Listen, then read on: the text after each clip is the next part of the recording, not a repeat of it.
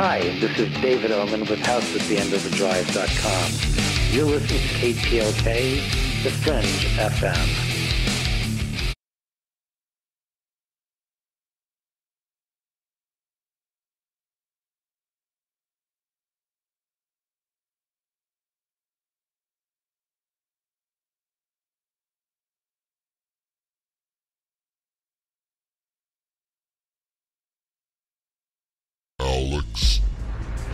I was thinking about the cops because I was looking at photos and stuff online. It seems like more and more I'm seeing police with tattoos, and I'm sorry. I can't tell the gangbangers from the cops now. I mean, what if they had them on their face? Now, that would be crazy, because that's where it really originates from. A lot of people don't know that. I know it's a big thing now on like rappers and everybody's doing it.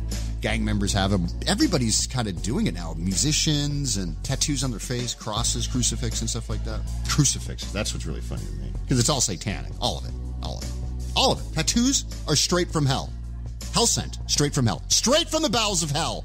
All tattoos. All tattoos. Period. End of story. Oh, you didn't know that? Because they were trying to represent the actual demon gods that they worshipped. Straight from hell. Pure evil. Straight from the bowels of hell from Satan himself. KTOK Digital Broadcasting, The Fringe FM. Live for 3 hours every Saturday night. It's a show that engages the mind, makes you think, and maybe even challenge what you think you know. Hi, I'm Jeremy Scott of Into the Paranormal, where we talk about topics that are anything but mainstream, somewhere between abnormal and paranormal. Bring an open mind and join us for Into the Paranormal, live Saturdays at 6 p.m. Pacific, 9 p.m. Eastern on the Fringe FM. Who were the real ancient Egyptians? What is it about ancient Egypt that captivates us all? The critically acclaimed series Magical Egypt is back with all new episodes. Let Chance Gardner and company take you on another adventure through Magical Egypt in the new series Magical Egypt 2. Magical Egypt 2 attempts a forensic reconstruction of the science of the ancients through a study of ancient aesthetics. Also, the best researchers and authors in the field like John Anthony West, Graham Hancock, Laird Scranton, Robert Bouval, Lon Malo Duquette, Aaron Cheek, and more join together to explore the topics of the esoteric and the hidden messages of the ancient Egyptians. Just go to magicalegypt.com right now and put in the code word FRINGE and get 10% off any download or order, including the groundbreaking original Magical Egypt series, as well as the new episodes in Magical Egypt 2. Also, check out the great work and the companion series at magicalegypt.com. Click the banner on the Fringe FM or go to magicalegypt.com and use the code word FRINGE and get 10% off your order today while it lasts. We told you weeknights on the Fringe FM are now even better. And we mean it. Do it live! Where else can you hear the best shows and the best talent? Kick off your evening with our newest host, Alex Exum, live at 7 p.m. Pacific, 10 Eastern. Hang out with me, Joe Roop, on Lighting the Void at 9 Pacific, midnight Eastern. Ryan Gable expands your mind on the secret teachings at midnight Pacific, 3 a.m. Eastern. We're bringing the heat every single night. Fire it up, the Fringe FM. From Studio 303, it's the Stranger Than Fiction News right here on the Fringe FM, bringing light to the stories that surround us. Astronomers using a telescope in Chile have discovered a star whose strange dimming and brightening of light are reminiscent of Tabby's star, which was once suggested to host an alien megastructure. The megastructure idea, first posted in 2015, was later quashed by data suggesting that the dips are probably from dust particles obscuring the star's light. The new star's behavior is probably not due to aliens either, but it's baffling, says astronomer Roberto Sayato of Federal University of Santa Catarina in Brazil. He and his colleagues reported the star's flickering back on November 6. This was brought to you by ScienceNews.com. And as antique gold coins from the Middle East pour into the United States, some looters are turning to the spirits called the Jinn in their hunt for gold treasure. A few gold seekers even go as far as to get the Jinn to possess them in hopes that the spirits will guide them to the hidden jackpot. However, research by archaeologists and an investigation conducted by Live Science suggests that rarely, if ever, does using the Jinn help looters find gold artifacts. Rather, metal detectors and mass excavation of archaeological sites seems to be the most effective way of looting treasure. And a new report of a dogman spotted in California. A California man shares his encounter with what he believes was a dogman creature. The dogman is a cryptid reputed to live in the northwestern quadrant of Michigan's Lower Peninsula. Although other sightings have been documented in other states, such as Wisconsin, this unproven creature was first reportedly spotted back in 1887 by two lumberjacks who described it as having a human body and a dog's head. And in 2017, a woman in Michigan claimed to have seen a similar creature. In 2015, a group of 3 people in Michigan reportedly came across an unidentified dog-like creature in the woods of St. Clair County. You can read all about the dogman at cryptozoologynews.com. And time for this edition's fun fact. There is a basketball court on the top floor of the U.S. Supreme Court building. Its nickname? The highest court in the land. And that wraps it up for another edition of the Stranger Than Fiction News right here on the Fringe FM. I'm Vance Nesbitt, anchor and news sorcerer.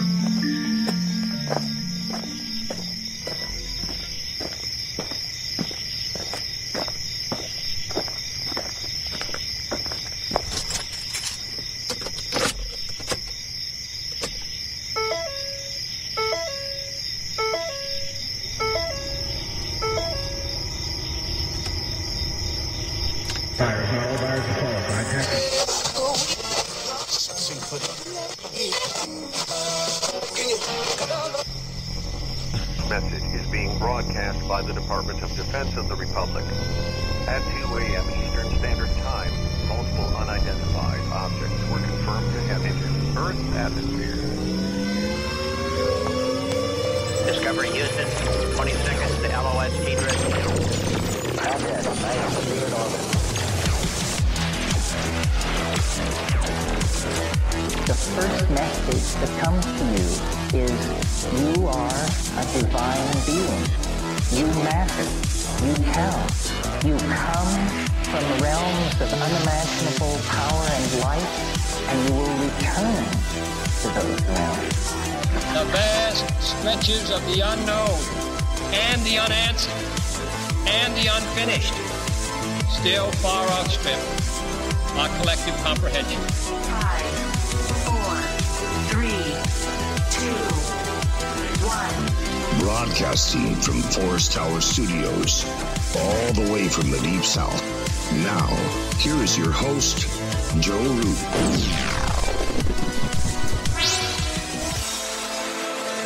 Good evening. I'm Joe Roop, and this is Lighting the Void. It is Tuesday night, November the 27th, on into the 28th. As the moon wanes on into midnight, I'm still kind of blushing from all of you guys saying welcome back. We are live on the Fringe FM, KTLK Digital Broadcasting, the Fringe FM. Our website is lightingthevoid.com, and the network website is thefringe.fm. And Dan the Man Lopez is here with me. Tonight I wanted to discuss a topic that as another one that's been on my mind a little bit lately, and we've got Ryan Gable here with us as well.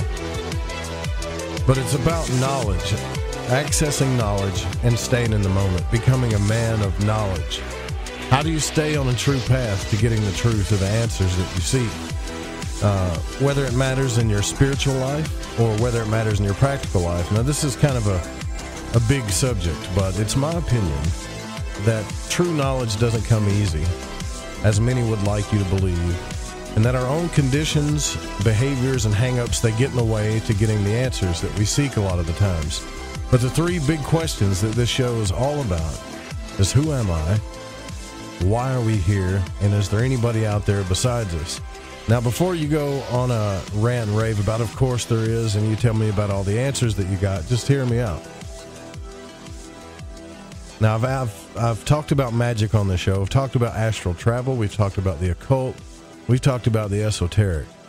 And I had a lot to think about over the past week while I was passing those kidney stones, and things that really matter to me.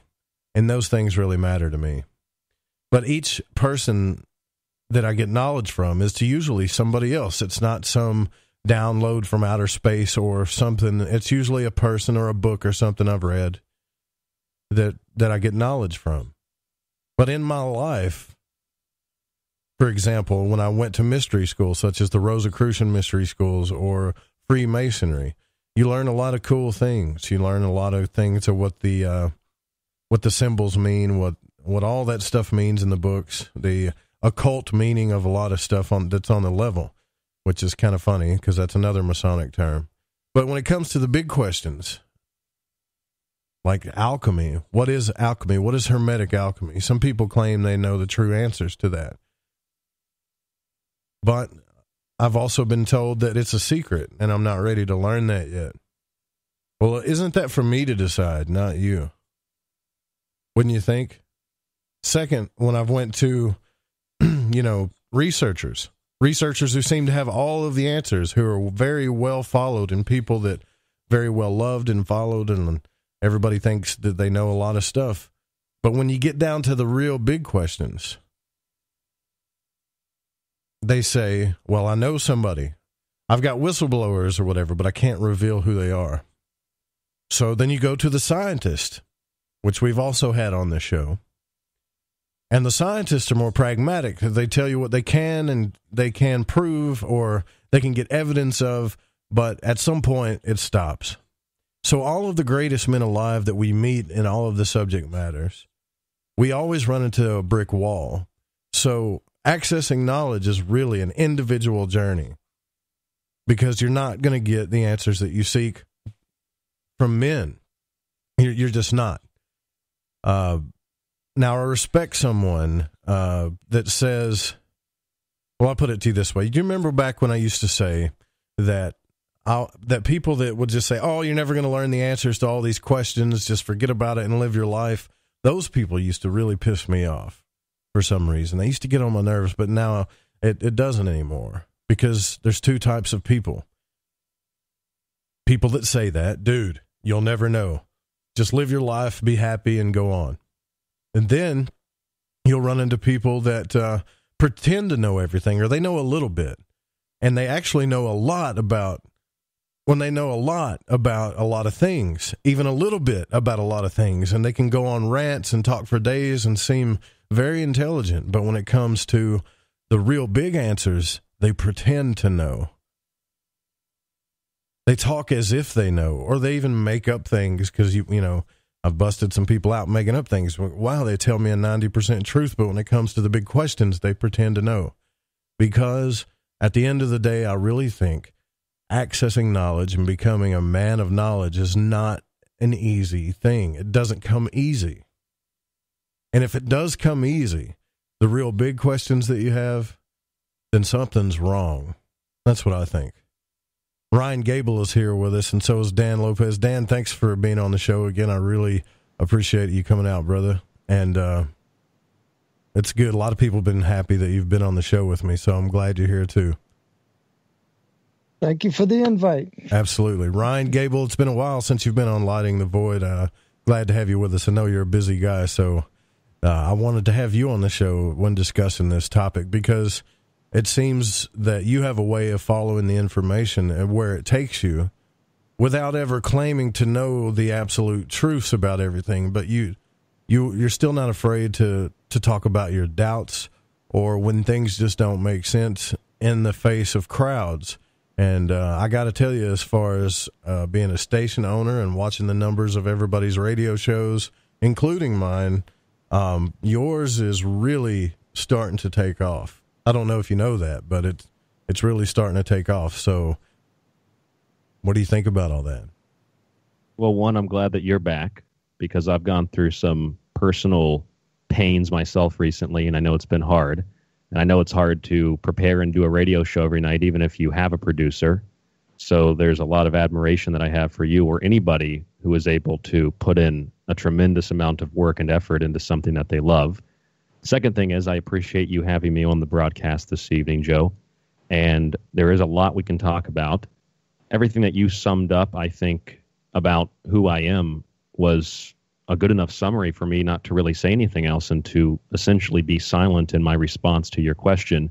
But I think, and that's a funny word, I think, maybe we could all think, if we thought about the things that we believe, I think and I believe we would recognize that many of the things that we believe are based on very little information, and a lot of the things that we disbelieve are likewise based on very little information.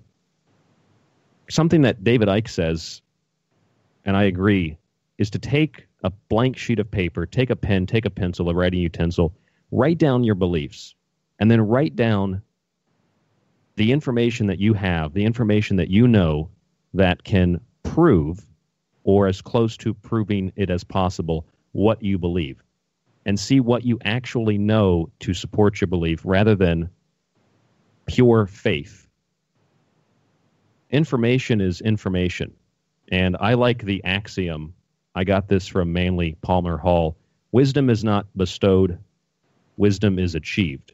Some variation of that. Wisdom is not bestowed, wisdom is achieved. Of course, meaning that nobody grants you wisdom. You can follow the big names, you can follow the authors and the speakers and even the radio hosts, and I would encourage that. Find information, find knowledge wherever you can. But it's up, of course, to the individual to discern whether or not that information is accurate and what seems right to them based on reason, based on logic, based on their own internal common sense. Wisdom is not bestowed. Nobody is going to grant you wisdom. You must achieve that wisdom. You must achieve whatever that quote-unquote truth is, a word that we often, I think, erroneously throw around in this community. And so I think to comment on what you said, I have this feeling. We look at theology, historically, theology, the church, various religions have promised us eternal life and salvation through God or some version of God. Science today promises us eternal life and salvation through an artificial intelligence, an AI God, or some other form of technology uploading the brain into a computer, the hive mind, etc. Atheism guarantees endless nothingness and no salvation for the most part.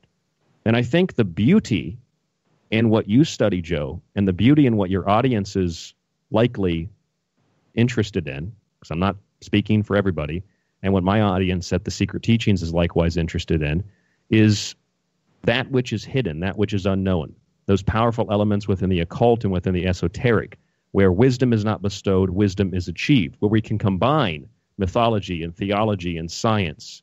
We can combine all of the various studies. We can glue back together astrology and astronomy that were ripped apart, chemistry, biology, and alchemy, which were ripped apart. We put them back together, and the world that seems so complex begins to make a little more sense. And in doing that, we follow information, as I do, and it leads me to where it leads me to. I don't have a predetermined destination when I set out to do my research. Do you have I think a lot of people want to know about you. Do you have a belief in, well, I would say God or anything spiritual?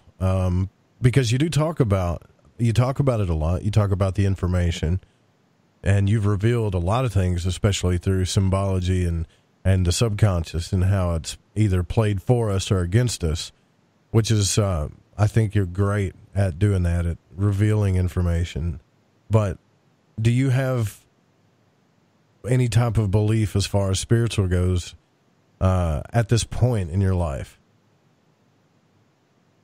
I'd say the only belief that I have is more of an observation and an acknowledgement of a specific form of, let's say, study.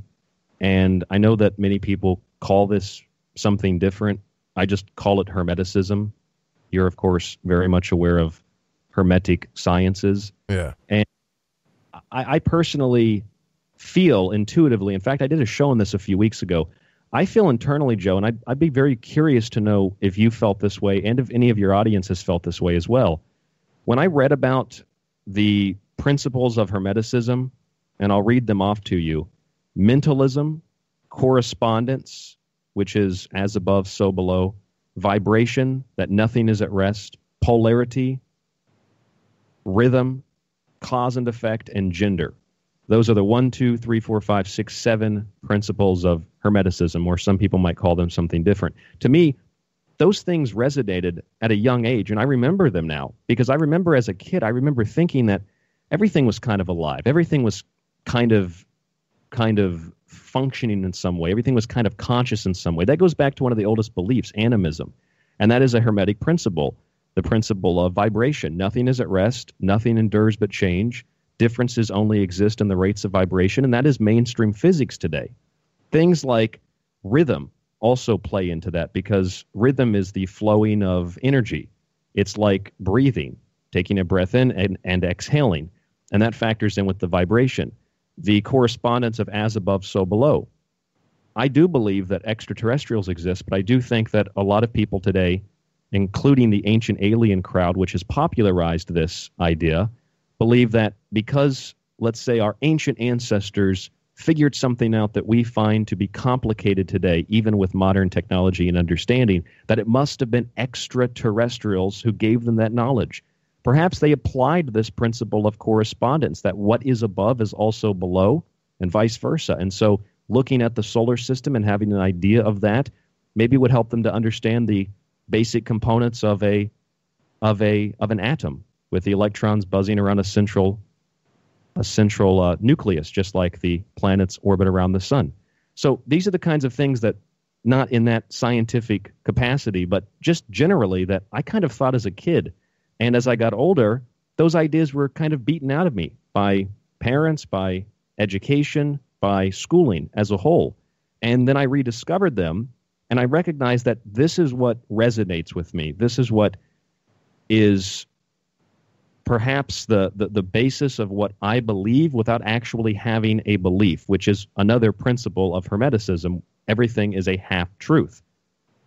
And I'd like to know if you've ever realized or thought that as a child you had these same types of feelings and they were likewise beaten out of you, but these principles and the occult sciences are, I don't know, Joe, I'd say they're very pure, and they can be corruptible, but they're so pure in a way that it's the essence of what makes us conscious. It's the essence of our soul. It's the essence of what makes us human. Yeah, absolutely. I think that because when I was a kid, my father we used to go to churches, and he, at some point in my life, my dad really believed that the every word of the Bible was the word of God, and I used to ask him as a kid, like, that's incredibly conflicting, don't you think? Because there's things in here that this God does that I would not want to worship him, even if he was God. There's things in here that don't add up. And I thought I actually did think that I was going to get in trouble for asking those questions, but instead, what my dad did was he would literally stand up in these churches and ask questions that didn't make sense. And he always did it when I was around, because deep down, I think he never admitted this to me, Ryan, but I think he had the same questions, and we got kicked out of at least 3 or 4 churches when I was a kid. I remember one time before I went to North Carolina to visit my mother, they actually pulled him to the side and told him that there's a passage in the Bible that says something about if there's a black sheep or something, to get rid of them. In other words, they were saying my father was a black sheep because he wanted to know why they were talking about Santa Claus and stuff, where he said, doesn't this verse in the Bible say that God is no part of a lie? Yet we're lying every day. And here it says no part of it. This doesn't make sense to me. And so, I kind of watched my father give up on that, and he kind of went down his own path. But yeah, I did see society, as far as those big questions in faith and all that stuff, crumble very, very fast for me when I was a kid. It really did. You and your father were getting kicked out of churches like I'm getting kicked out of conferences. That means you must have been doing something right. But I think he did it for the right reasons, because I remember going to my friends, and they would take me to church and stuff. It was real big down here. You got to go to church, right? And it was like it was a good thing because people felt good. They were happy. Church brought people together. I never thought it was a bad thing, but there were no questions being asked. And for my father to be one of those type of people in front of me, actually to this day, I really don't know why he did it, because all the other parents, they really wouldn't do those types of things. But maybe he just wanted to show me that it was okay to do that, no matter how many people didn't like it. You know? Yeah.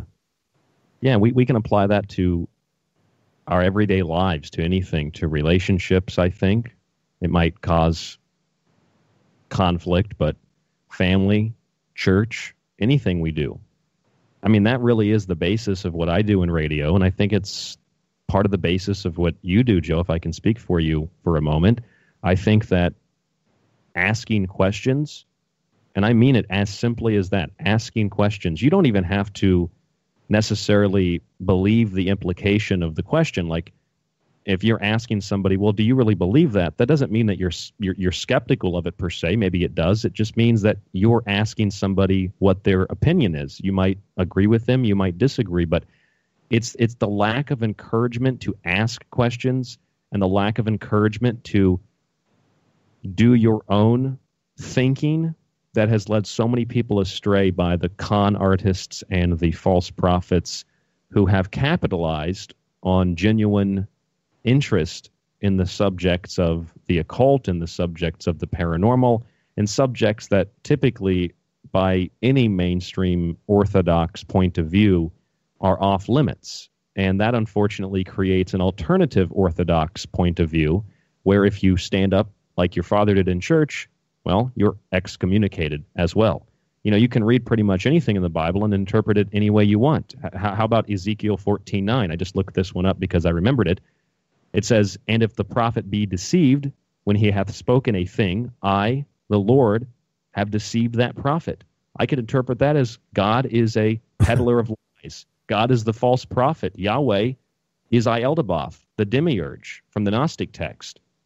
That could turn Christianity into a form of Satanism very quickly if I interpreted it that way.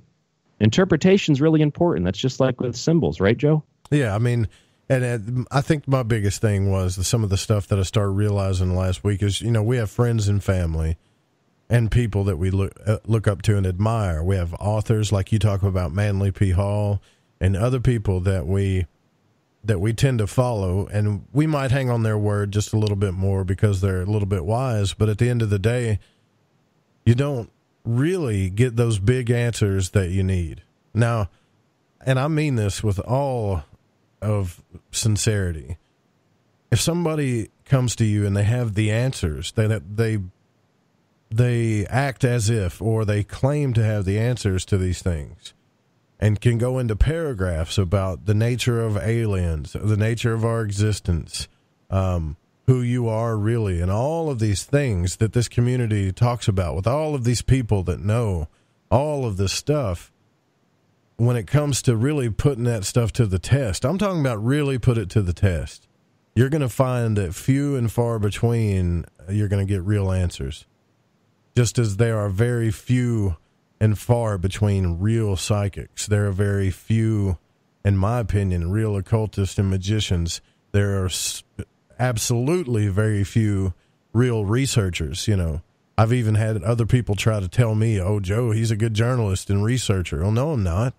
I'm just talking what's on my mind. I'm not going to claim to be something that I'm not, but I came to this community, and this is some of the stuff that I was thinking about last week while I was in pain, but I came to this community for sanctuary and to find people that were looking for this, and I found more people that have the answers to everything than I did seekers. And believe it or not, that's discouraging to me. I know that doesn't make a lot of sense to some people, but it's discouraging. That's something that I had to realize too, and I'm actually talking on my broadcast this evening about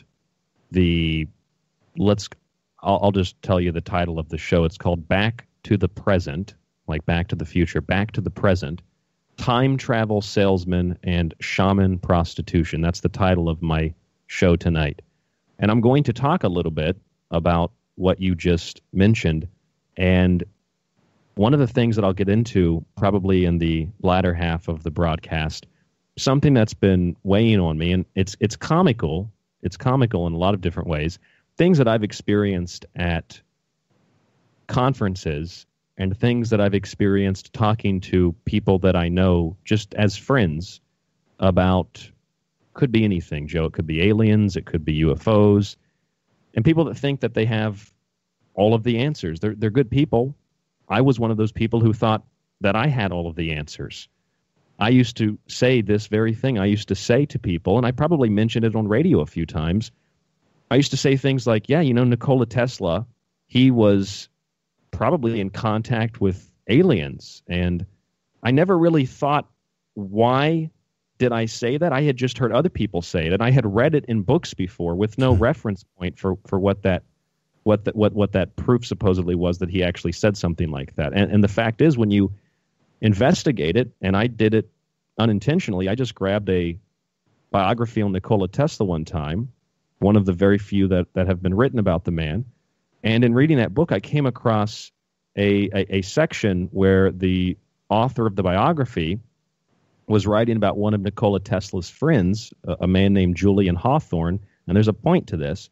A man named Julian Hawthorne, who wrote for the Philadelphia North American publication. Julian was a friend of Nikola Tesla, and Julian wrote about men on Mars. He wrote that if there are men on Mars and other planets visiting the Earth and reporting back home, maybe they're not ready for us yet.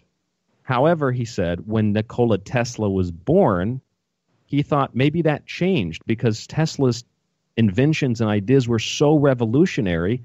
Here's what Julian Hawthorne wrote about Nikola Tesla. Quote, possibly they, the starry men, guide his development. Who can tell? End quote. And there has been a whole Nikola Tesla subculture built off of a few statements like that, where people say Nikola Tesla was in contact with extraterrestrials. Well, maybe he was, but what proof do you have of that?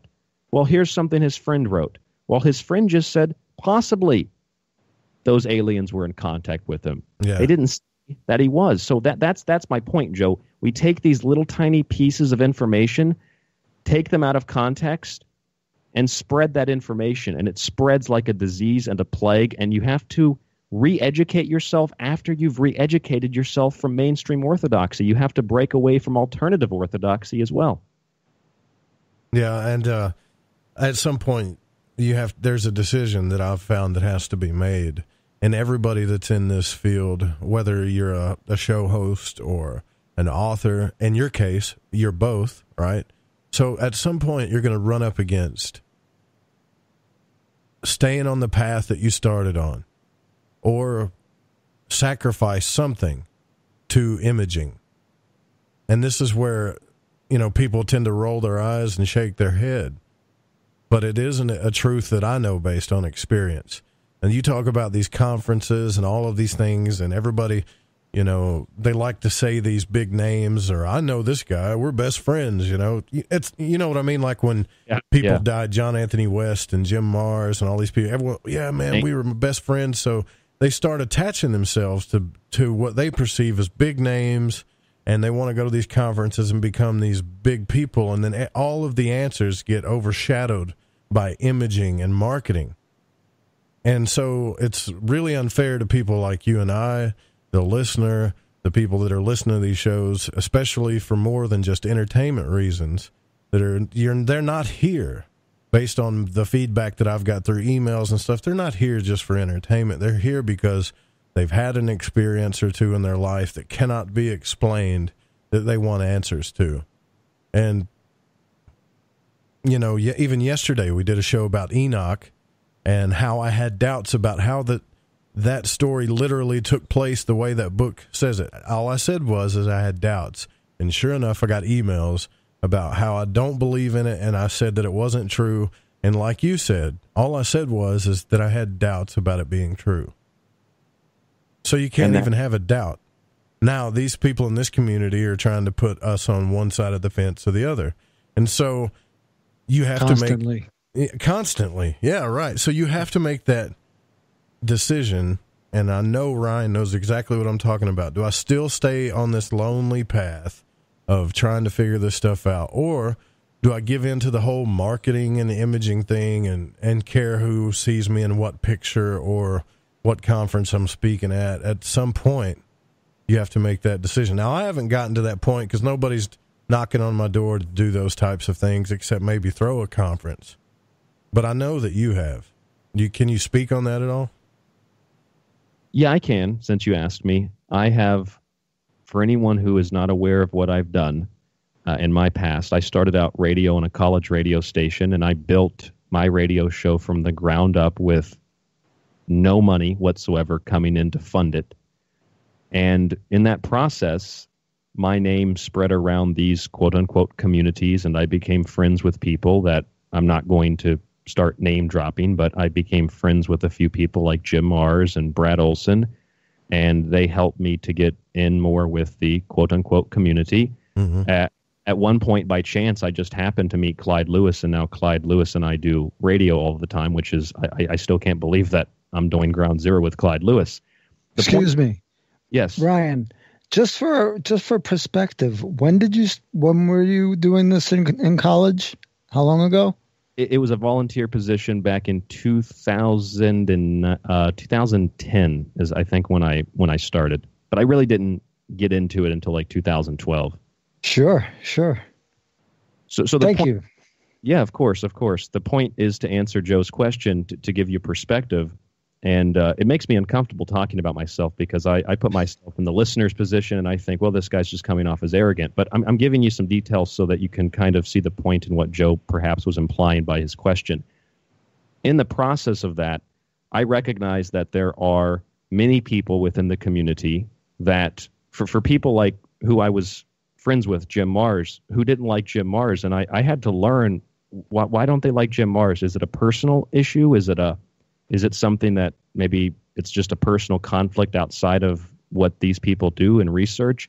And it turns out a lot of people were threatened by Jim Mars. And I learned a lot of people were threatened by me before I had done anything. And unfortunately, I still have people that will message me on occasion and say, or even my friends have said this before, you're just jealous of some of these people like David Wilcock. I'm not jealous of them at all. If I was jealous of anybody, I'd be jealous of Clyde Lewis. He's got like the #1 radio show in the world, but I'm not jealous of him. I love Clyde Lewis.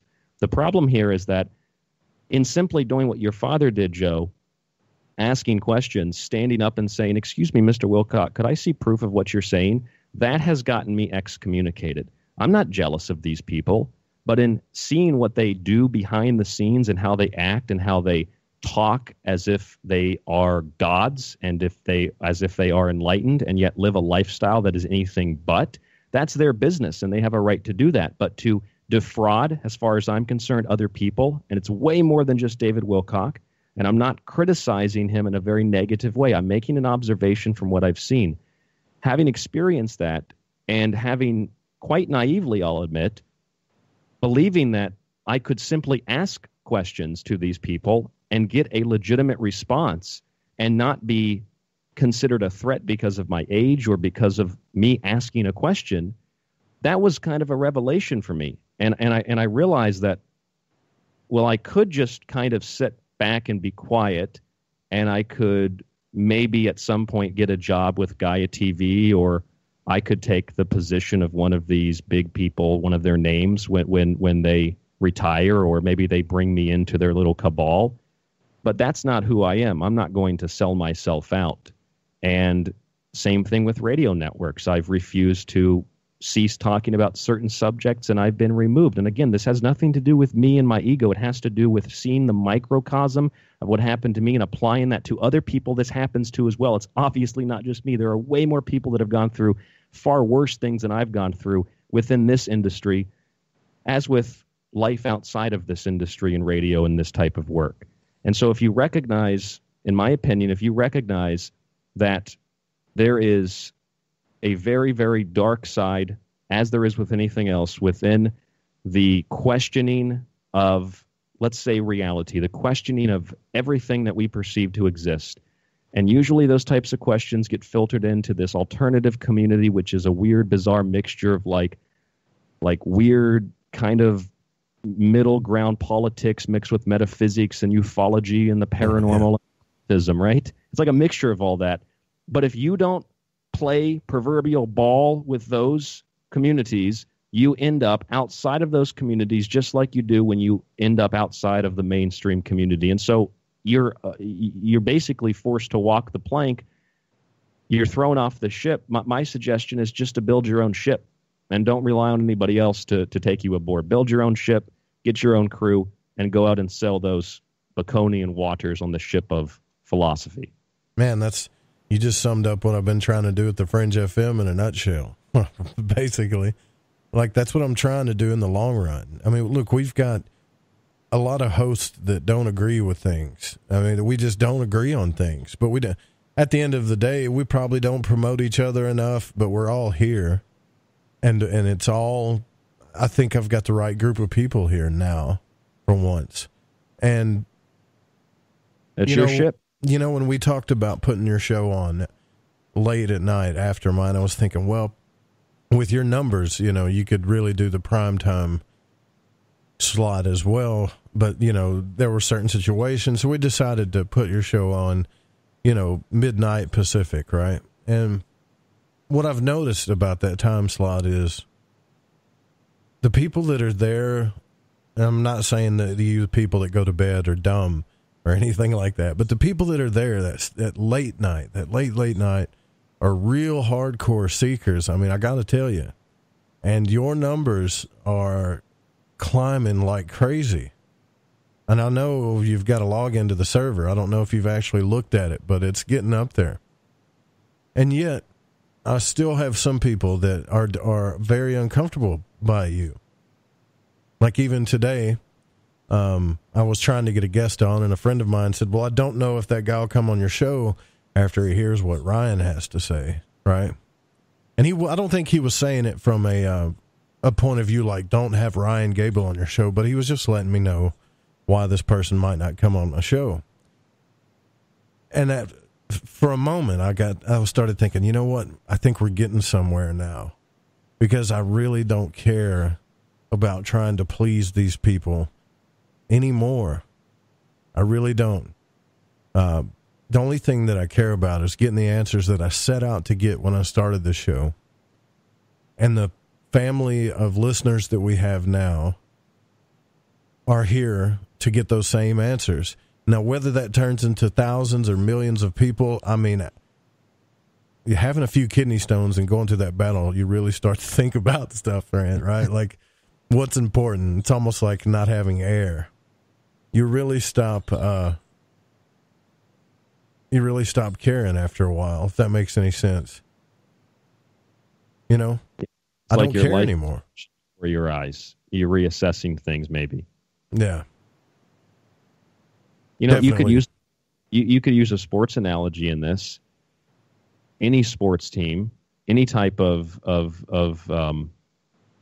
thing where you have a team, and a team doesn't win if it's one person scoring all of the points and everybody else just kind of sitting back and not doing their job and playing their position.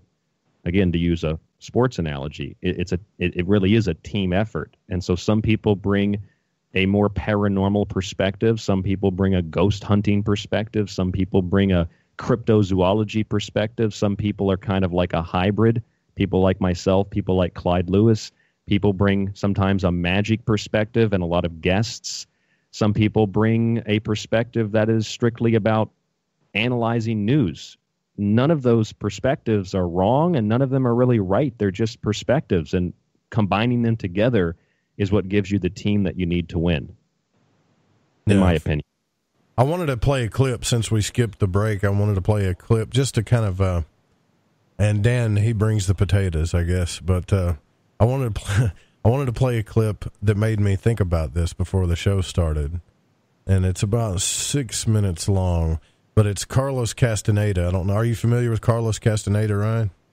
Indeed, I am, yes. And so it really... And it's just synchronicity that I happened to stumble upon this, but just to get an idea of what we're talking about, and then we'll come right back after this. Saturday, April 8th, 1962. In our conversations, Don Juan consistently used or referred to the phrase man of knowledge, but never explained what he meant by it. I asked him about it. A man of knowledge is one who has followed truthfully the hardships of learning, he said. A man who has, without rushing or without faltering, gone as far as he can in unraveling the secrets of power and knowledge. Can anyone be a man of knowledge? No, not anyone.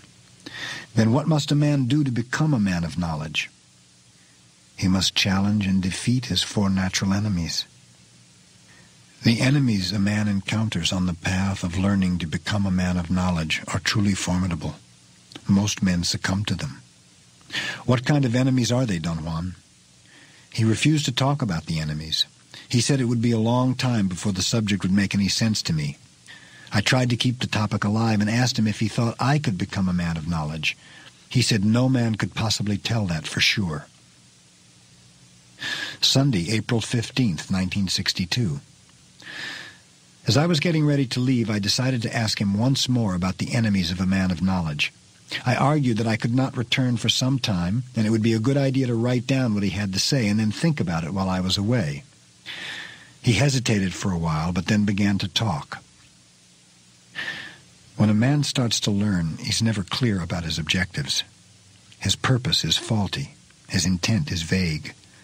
He hopes for rewards that will never materialize, for he knows nothing of the hardships of learning. He slowly begins to learn, bit by bit at first, then in big chunks, and his thoughts soon clash. What he learns is never what he pictured or imagined, and so he begins to be afraid. Learning is never what one expects. Every step of learning is a new task, and the fear the man is experiencing begins to mount mercilessly, unyieldingly. His purpose becomes a battlefield, and thus he has stumbled upon the first of his natural enemies, fear. A terrible enemy, treacherous and difficult to overcome. It remains concealed at every turn of the way, prowling, waiting, and if the man, terrified in its presence, runs away, his enemy will have put an end to his quest.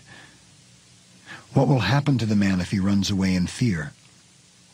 Nothing happens to him except that he will never learn. He will never become a man of knowledge. He will perhaps be a bully or a harmless, scared man. At any rate, he will be a defeated man. His first enemy will have put an end to his cravings. And what can he do to overcome fear? The answer is very simple. He must not run away. He must defy his fear, and in spite of it, he must take the next step in learning, and the next, and the next. He must be fully afraid, and yet he must not stop. That is the rule. And the moment will come when his first enemy retreats. But won't the man be afraid again if something new happens to him? No.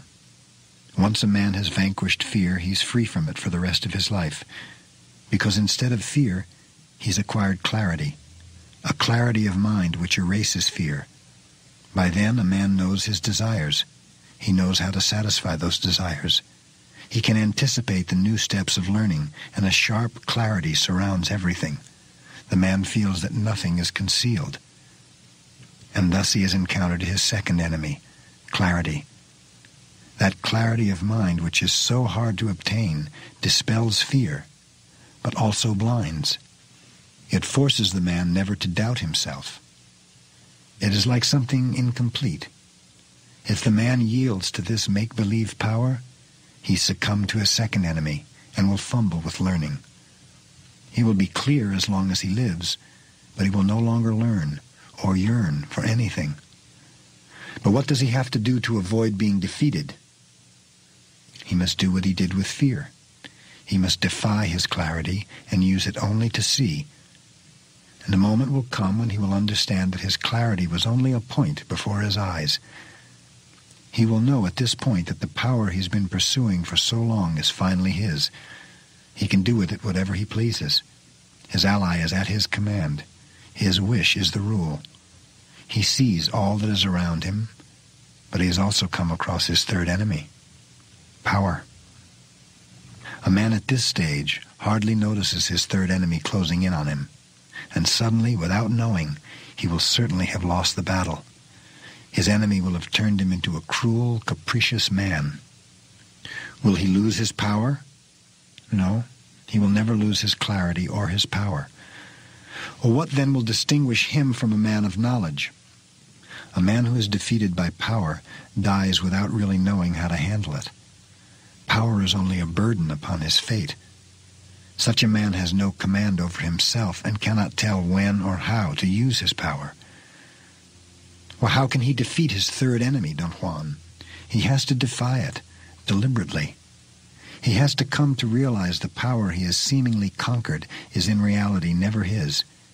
He must keep himself in line at all times, handling carefully and faithfully all that he has learned. Thus he will have defeated his third enemy. The man will be by then at the end of his journey of learning, and almost without warning, he will come upon the last of his enemies, old age.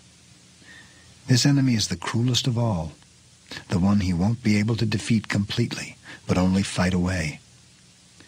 But if the man sloughs off his tiredness and lives his fate through, he can then be called a man of knowledge, if only for the brief moment when he succeeds in fighting off his last invincible enemy. That moment of clarity.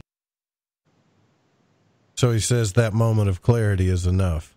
So at the end of, according to what he's saying, is it's a lifelong journey with little reward unless you give in to power, which we know that that's happening to some folks. But then at some point, what I'm saying, Ryan, is you have to make a decision to stay on that path, because I totally believe in that.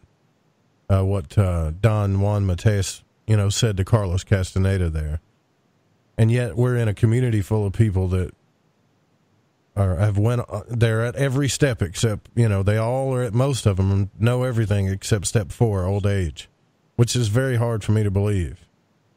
Does that make sense, what I'm saying? Yes, it makes sense what you're saying. It reminds me of the Pythagorean Y, the Y which is split in two directions, the fork in the road, and the left-hand path seems like a path of luxury, but it ends in misery. And the right-hand path seems like a path of misery and darkness, but through the darkness, one achieves that coveted wisdom that so many seek and believe that they have. And you're right, Joe, that's actually, again, something I'm talking about on my broadcast after Lighting the Void this evening here on the Fringe FM. On the Secret Teachings, I'm going to be talking about back to the present, a little bit about time travel, and these time travel salesmen, some of these stories that I've been reading and watching videos on, and also about shaman prostitution is what I call it. And there are an incredible number, my experience from going to conferences, an incredible number, just as an example, of women who either literally are or symbolically are borderline prostitutes that walk around claiming that they are shamans, charging people money to touch them and to rub crystals on their body and to hit them with sticks and rattlers. And it's Are you serious? Yeah. I'm 100% serious. Yes. I mean, it's comical. It's funny. So it's, it's something we can laugh at. But I have seen so many people that claim to be light workers and healers and illuminated and shamans and goddess, priestess, warriors. It's really, really embarrassing to be associated with these kinds of people. And yet they're the ones that are making a lot of money because they're basically, the ones that I've seen are basically selling sex. My theory is this. There are a couple of different kinds of con people in this industry. And for women, you get women that are basically shaman strippers. I call them shaman prostitutes. And then you get the light workers, which dress a little bit differently. They usually dress in the yoga style pants. And then you have the men con artists. And usually the men con artists, they're not shamans. You do get some that claim they're healers. But most of the men con artists are whistleblowers. That's kind of what I've recognized. The men are whistleblowers and the women are shamans. The women sell sex and the men sell the authority of the power of what goes on behind the scenes. That's kind of the archetypical nature of what I've seen in the men and women within this industry. Which, if you think about it, is almost a different type of form of black magic, right? When yes, sir. You lead somebody astray, you got to be cautious about that stuff.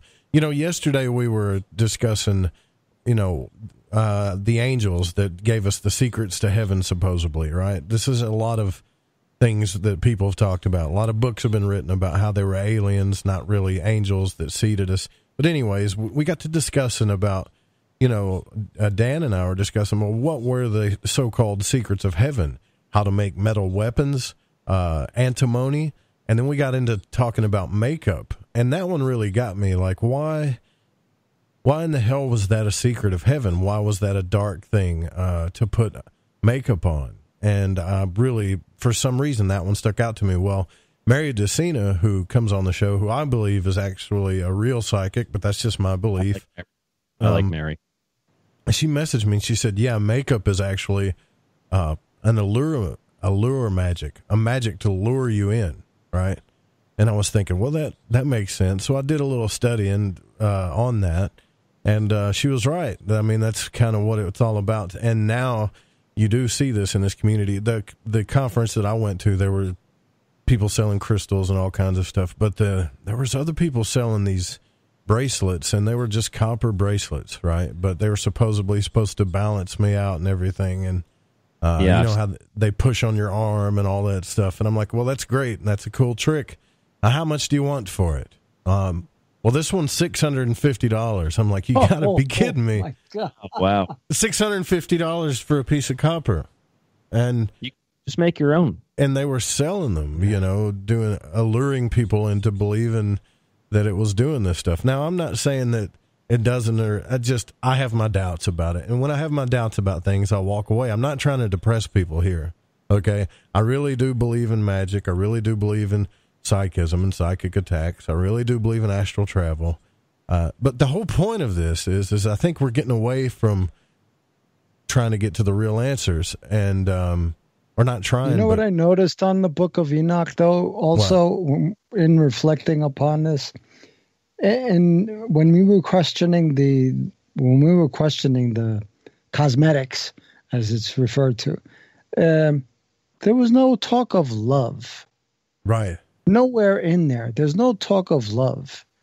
You know what I mean? So, or the removal of, or anything in regards to it.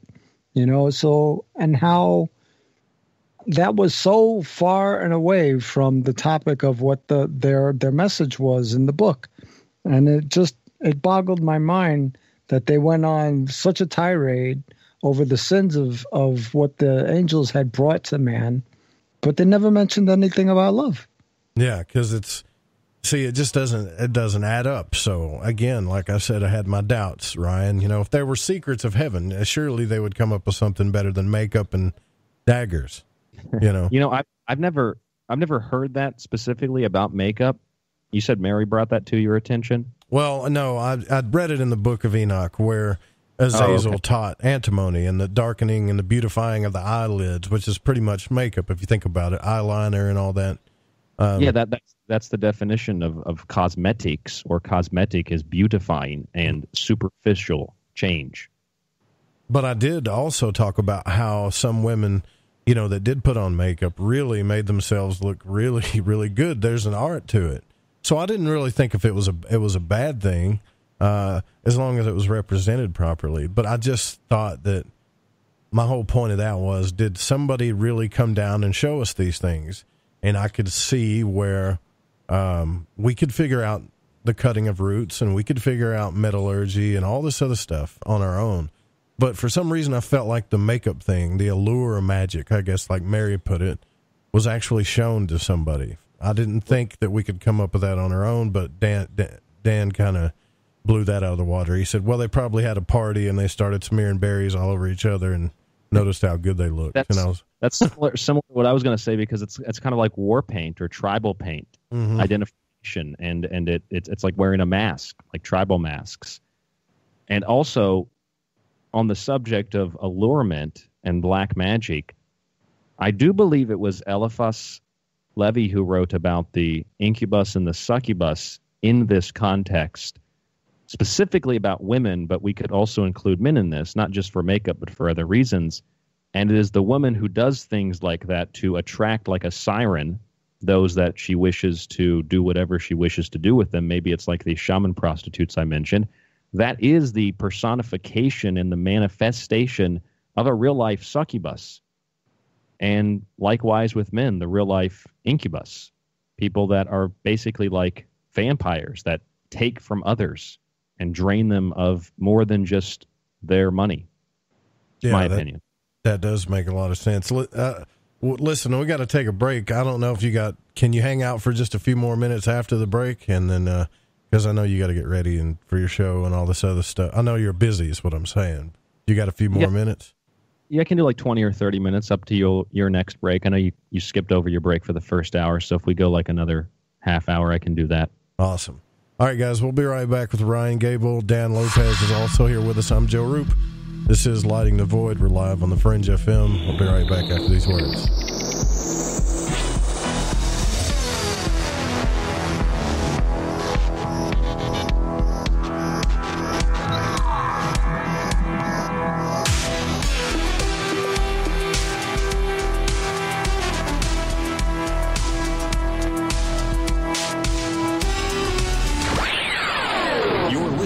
Lighting the Void Radio.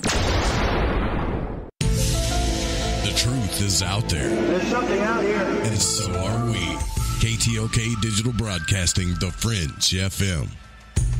Do you ever wonder why there's so much show in politics? Do you ever wonder why America's not getting fixed? Ever wonder why our media is not reporting the news? They report only their biased opinion. Are you tired of feeling like a controlled rat? Do you wonder what's next? If you're looking for answers, join me, Ronnie McMullen, for my new show, Deep Waters Radio. That's Deep Waters Radio. Monday nights, 9 p.m. Pacific, right here on the Fringe FM.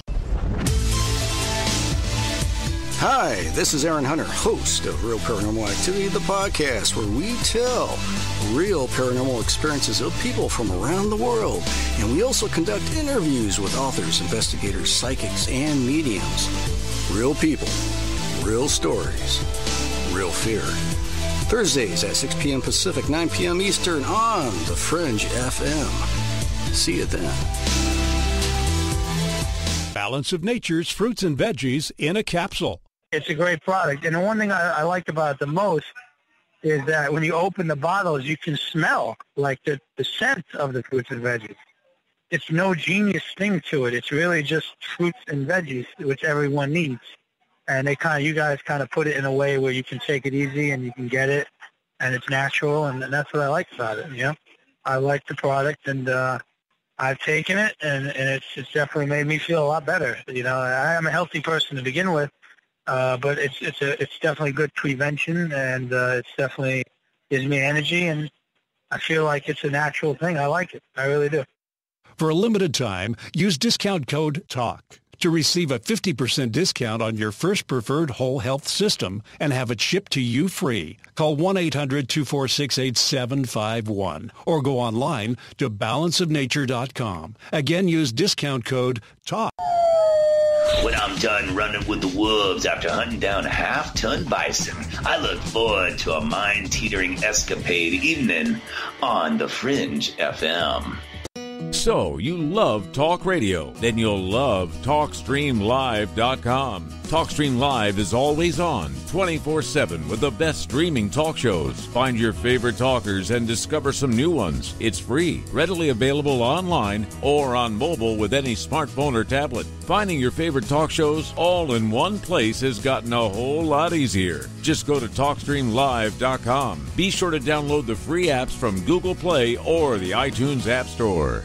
This is Cortana from Shift Happens, telling you to pour a glass and park your ass because you're listening to KTLK, the Fringe FM. Shifthead. Folks, this is very important information. What's to be said about CBD? AncientLifeOil.com. Our CBD is made from hemp and has 0.003 THC, which means this wonderful product won't get you high, no matter what amount you take. What does CBD do for the body? My hands are tied. But you can Google CBD benefits and be astounded. When you're finished reading, you'll want to log on to AncientLifeOil.com. That's AncientLifeOil.com and purchase. Life is good when you feel good. People are tired of pain. People are asking for non-GMO organic products to help them with, you fill in the blank. Legal in 49 states, and again, our CBD is made from hemp. Ancient Life Oil is about helping people one by one by one. If you wonder how good the product is, the CEO takes it every day without miss. AncientLifeOil.com. That's AncientLifeOil.com. Have a great day. Alex. I was thinking about the cops because I was looking at photos and stuff online. It seems like more and more I'm seeing police with tattoos, and I'm sorry. I can't tell the gangbangers from the cops now. I mean, what if they had them on their face? Now, that would be crazy, because that's where it really originates from. A lot of people don't know that. I know it's a big thing now on like rappers and everybody's doing it. Gang members have them. Everybody's kind of doing it now. Musicians and tattoos on their face, crosses, crucifix and stuff like that. Crucifix, that's what's really funny to me, because it's all satanic. All of it. All of it. All of it. Tattoos are straight from hell. Hell sent. Straight from hell. Straight from the bowels of hell. All tattoos. All tattoos. Period. End of story. Oh, you didn't know that? Because they were trying to represent the actual demon gods that they worshipped. Straight from hell. Pure evil. Straight from the bowels of hell from Satan himself. KTOK Digital Broadcasting, The Fringe FM.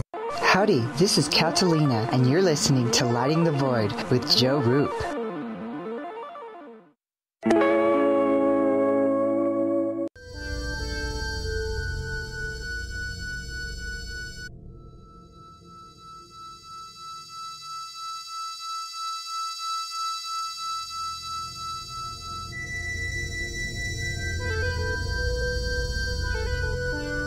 You're listening to Lighting the Void. The call-in number is 1-800-588-0335. If you would like to text, you can text in at 501-777-5631.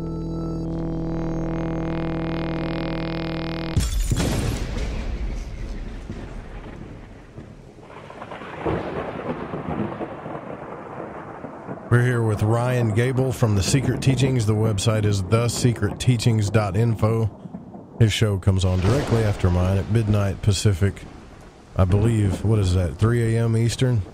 But, yeah, you've switched it to 2 hours now, which I think is cool. I was kind of disappointed when you said you wanted to go 3 hours, but 2 hours, but I understand. You're sure... Just doing your show every night is hard enough. Believe me, I understand that. And on that note, Ryan, I did want to say that there's one thing that I'm going to throw you off guard a little bit here that I wanted to apologize to you about. And I'll bury it after this. This whole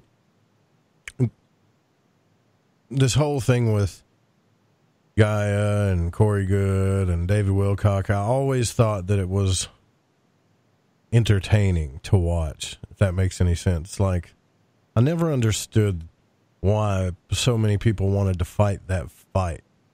And you can know from our personal conversations that, you know, I would laugh about it and agree with you about things, but I never really went on air about it. And I even spoke on air a few times, and my audience knows this, that I just said, look, it's not worth it. Who cares? Why wrap yourself up around it, about it? But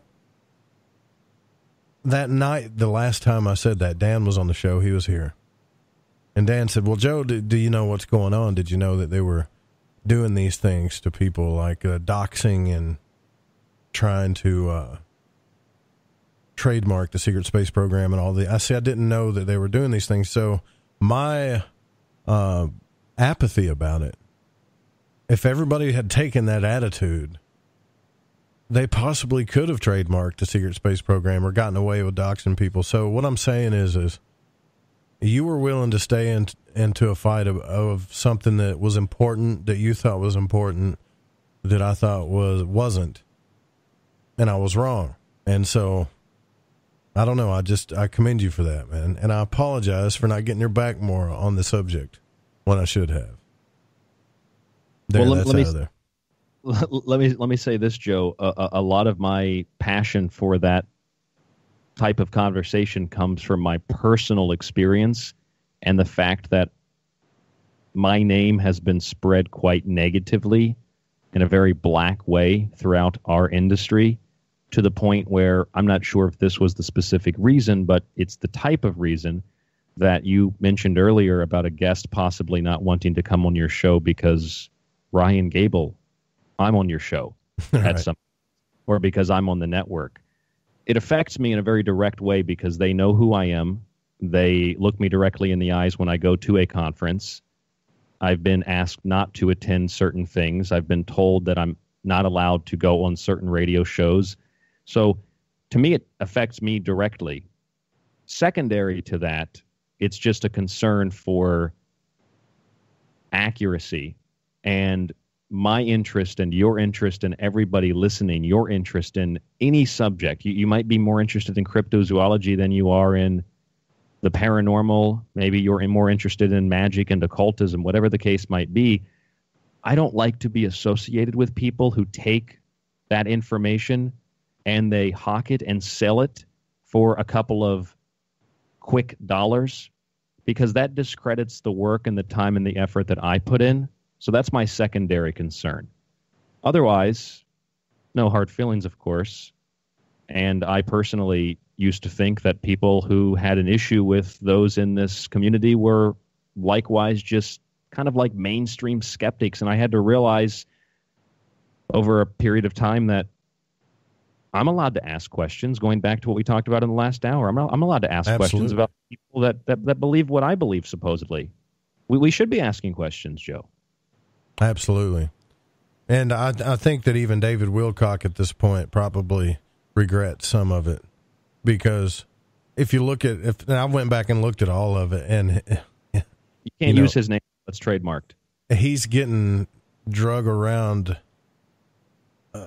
through that train wreck even more than, when he tried to step away from it. Now, nobody can say Corey Good without saying David Wilcock. That's where he screwed up, and, again, look, I believe there is a secret space program. You guys know this. I've talked to David Adair about it. I believe there's something there. But I have my doubts about these stories, these super soldier stories, and stories where they're fighting people on Mars and all this. I just have my doubts about it. And if anybody in this community doesn't like the fact that I have doubts about it, then I don't know what to tell you. I mean, I'm not going to do a show that's pure science fiction. I'm not going to do a broadcast that just entertains ideas because they might possibly be true.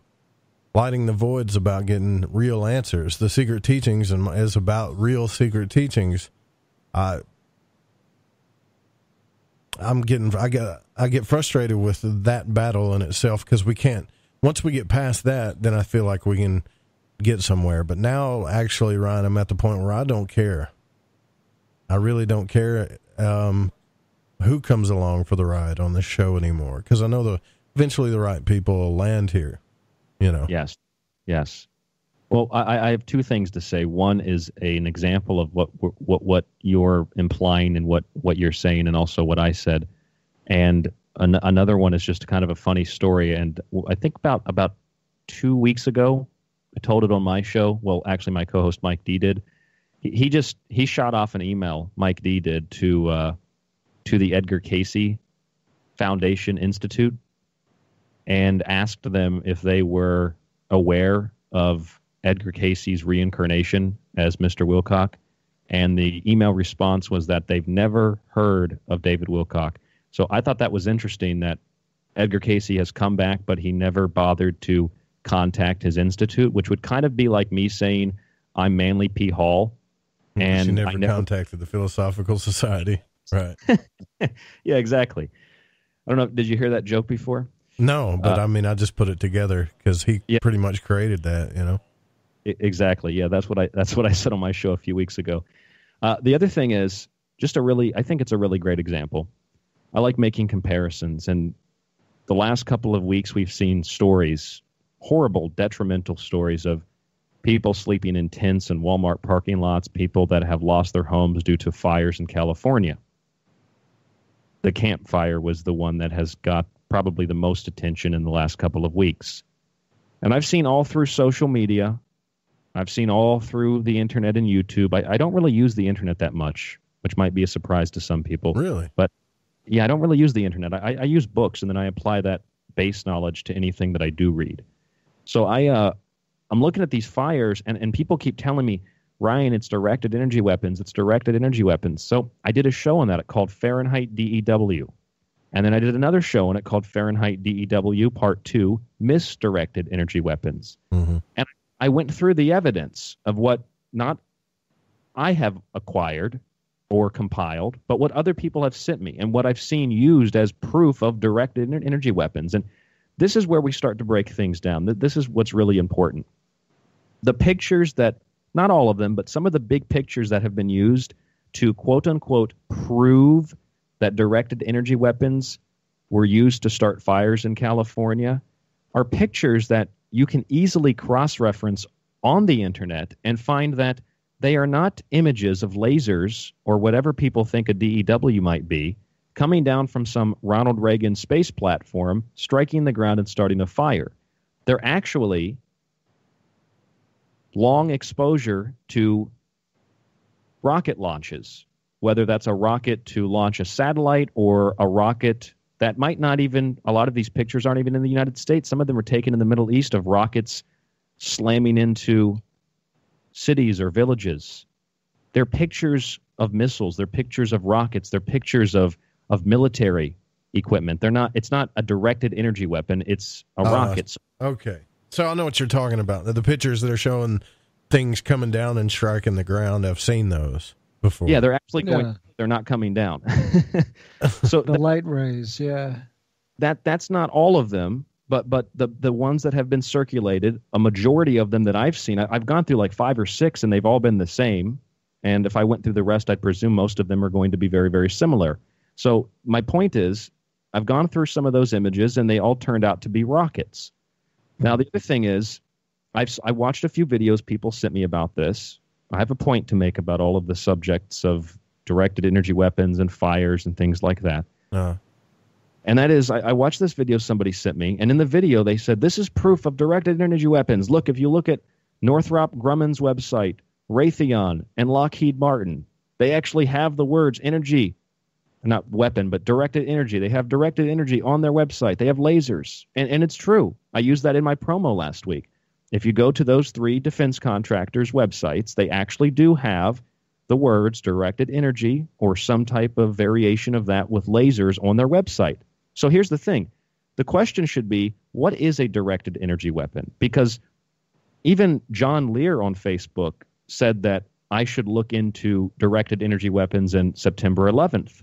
And John Lear didn't know that I've interviewed Dr. Judy Wood. I have her book right here. I've read the entire textbook, and I've taken 70 pages of notes on that thing.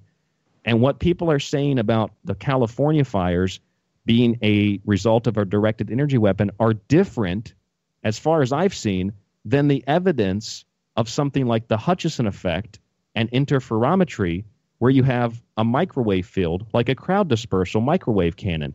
We don't see that in California. We did see that at Ground Zero on September 11th in New York. Now, these other images of like cars melted, some of these pictures, not all of them, some of these pictures that I've seen that were used in videos, they're computer-generated images.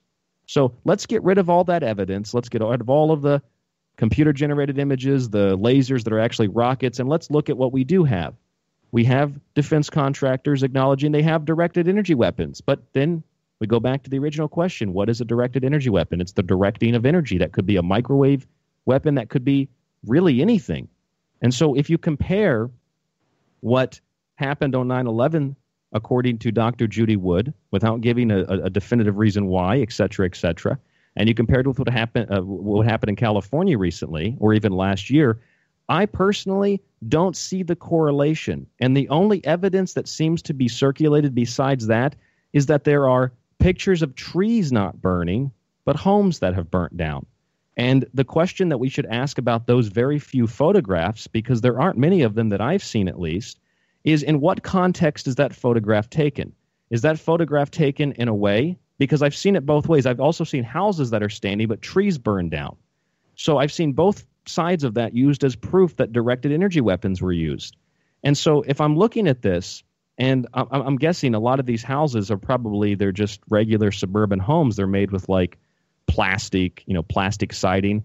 if you take that and compare that with the evidence that Judy Wood presented on 9/11, where she showed the toasted cars on FDR Drive, what did not burn on those vehicles, most of them, was plastic. So I highly doubt that all of these homes just burned down. Everything in that home went up in flames, but the tree didn't burn because of some directed energy weapon, if that is the comparison. So the point is, to all of that rambling, I've had many people message me and say, no, you're just simply wrong. It is a directed energy weapon. But they don't show me any proof that's substantial, in my opinion.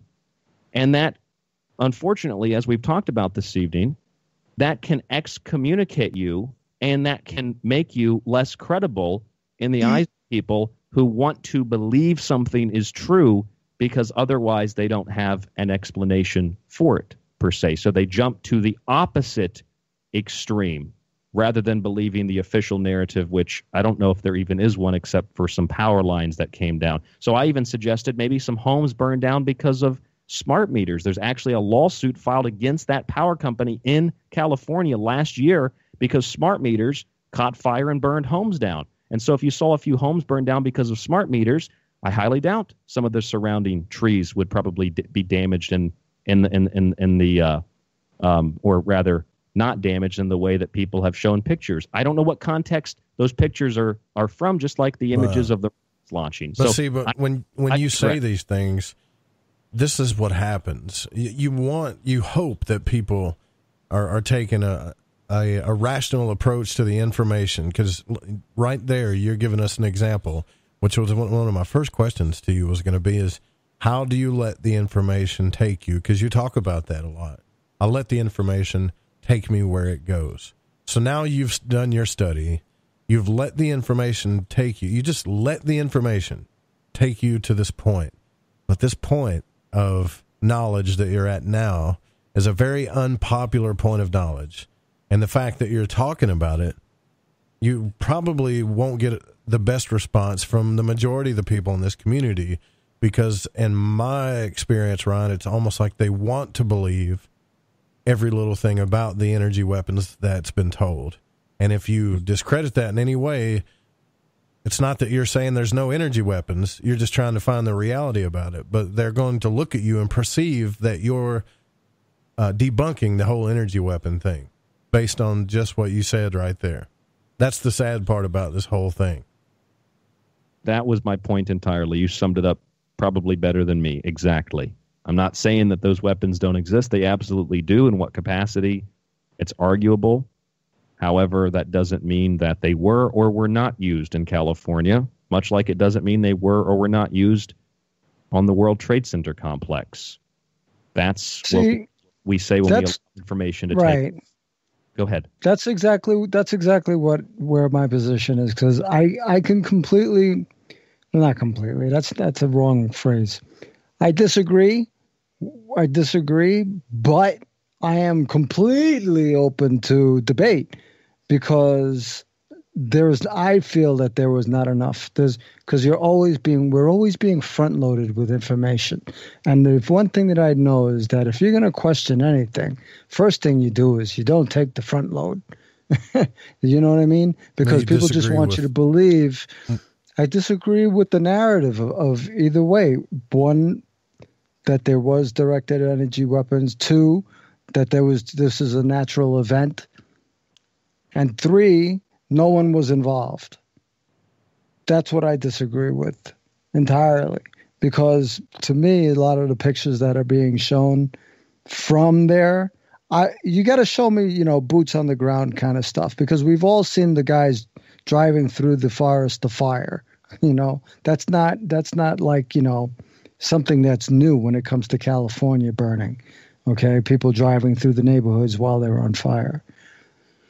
Secondly, the images that we're getting are not necessarily images who are of a particular home owner showing you pictures that they took during, before, or after.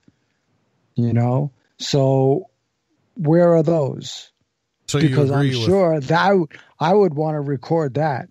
I would want to know what's going on with that. But instead, what we're getting are narratives that are being propagated on the internet with whatever the message is that they want to get you all riled up about. And Go ahead. I'm sorry to interrupt you. Go ahead. So my thing is that what I'm saying is that if there's no boots on the ground and people giving me credible evidence as to what's going on, I can only go by what's being said. And now I have no basis to say either way. I do believe something funky is going on. I don't know what it is. I'm not sure what it is. I completely, having seen information and pictures and evidence of the dustification of the towers and the evidence of all of the cars that were freaking blocks away that were melted. I'm like, they were nowhere near the place, and having my wife right there at Building 7, something went down. Something happened. Something happened that was not natural or supposed to happen. I've been in Building 7. Yeah, I know, but I think you're proving my point even more. I don't think Ryan was saying that he didn't. What I'm saying is that I believe that it's directed energy weapon. I believe that there was a thing going on. Something's going on. Somebody's making some money, because there's a lot of things that are being said right now in regards to ownership of the land and everything like that. And sure, yeah. In California, it's a mess. It's a huge mess.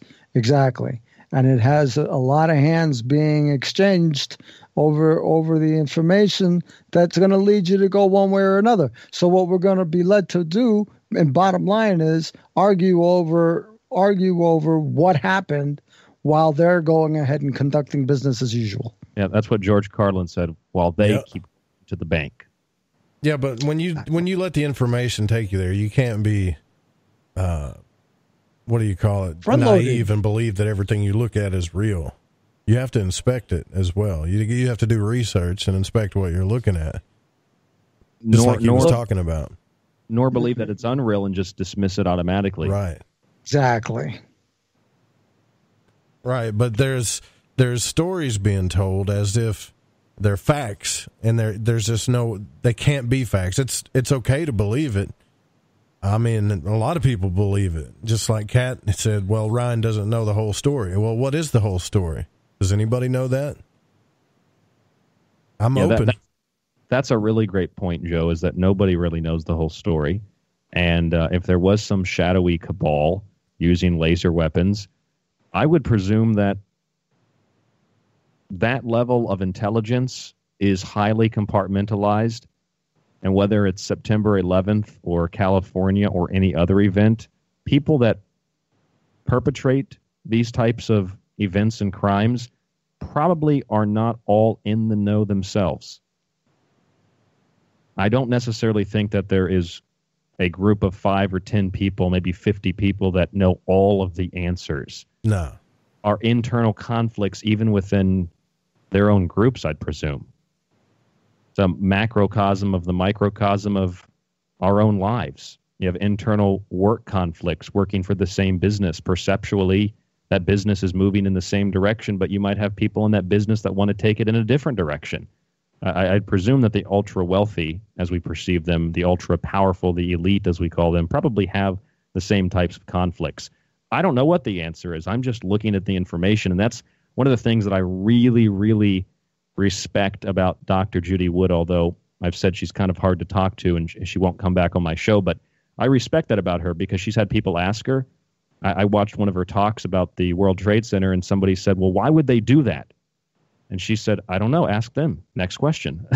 This is just what I found. This is just the evidence. This is just the information. I don't know why somebody would do this. I don't know what the name of the weapon is. This is just what we have.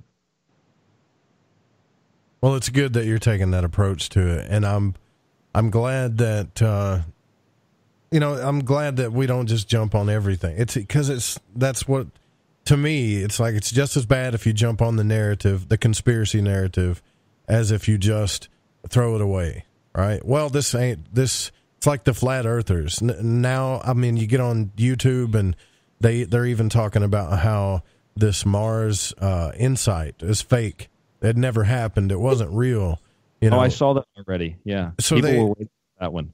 So everything that we do in space, it doesn't matter if it's Elon Musk, it doesn't matter if it's NASA, it's all fake, right? Because they just throw everything out. Flat earthers don't believe in space, right? No, they don't. They believe it's a binary computer program of images. That's all it is. It's all just perception. It never existed. I have an example to give you. I've told this story many times on my show, so I apologize if it's repetitive, but I think it's an excellent example of the way that the real cabal operates. And when I say the real cabal, I'm talking about those that in the alternative immediately take that approach that you just cautioned and warned of. I had a woman approach me at a conference. She was looking through a book that was on the table that I was sitting at. And she flipped through the pages and she came across a quote and she said, Edgar Cayce. And as soon as she read that, I looked up and it was all happening kind of in slow motion. I looked up and I knew she was going to say it. She started to talk and she said, it's slow motion for me. He's a reincarnate. And I said, you mean reincarnated as David Wilcock? And she says, yeah. And I said, well, I don't really see any evidence of that. She said, well, what about all the pictures? And I said, what do you mean the pictures where he specifically lit himself with makeup to look like Edgar Cayce and he still doesn't look like Edgar Cayce? Maybe you think he does. That's not really the point. But we got into a conversation. She told me, because talking to me inevitably comes to the subject usually of some type of black magic and child abuse. And I mentioned to her right there in Los Angeles where we were at the time that there are obviously child sex rings. There are just child sex rings, but human trafficking. It's all over the country. It's all over the world. This isn't something new. Ask the FBI, local law enforcement. They'll tell you the same thing. And to make a very long story short, here's what happened.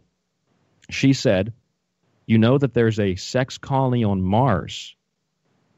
And I said, what proof do you have of that? And I know where a lot of that came from because I was listening to the Alex Jones show when he had that guest on, I forget his name, and he made that statement. And then the Washington Post ran a story about how Alex Jones believes there's a sex colony on Mars.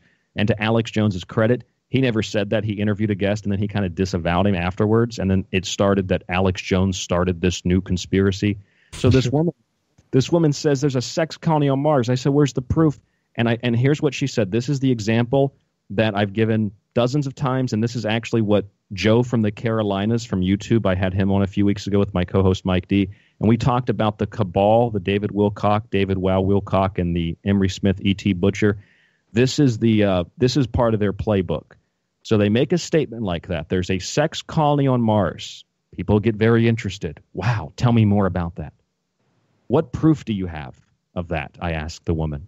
And she said, didn't you see? No, I didn't see. Inform me. Jeff Bezos just put a telescope in space. He spent $1 billion. I said, what? Okay. What? Yeah. I swear to God, Allah, Osiris, whatever you will. She said there is literally a sex colony on Mars, and we know that for sure because Jeff Bezos put a telescope in space. And I said, that's not proof of anything. She said, no, look, I'll show you. And so she gets on her phone and she looks up the article, and it was I think it was like MSNBC or something. She pulled it up. She said, here's one of them. And she showed it to me. It says, Jeff Bezos spends like $1 billion to put a telescope in space. And she asks me, she says, what could he, and I can just imagine David Wilcock saying this because this is where the information was coming from for her.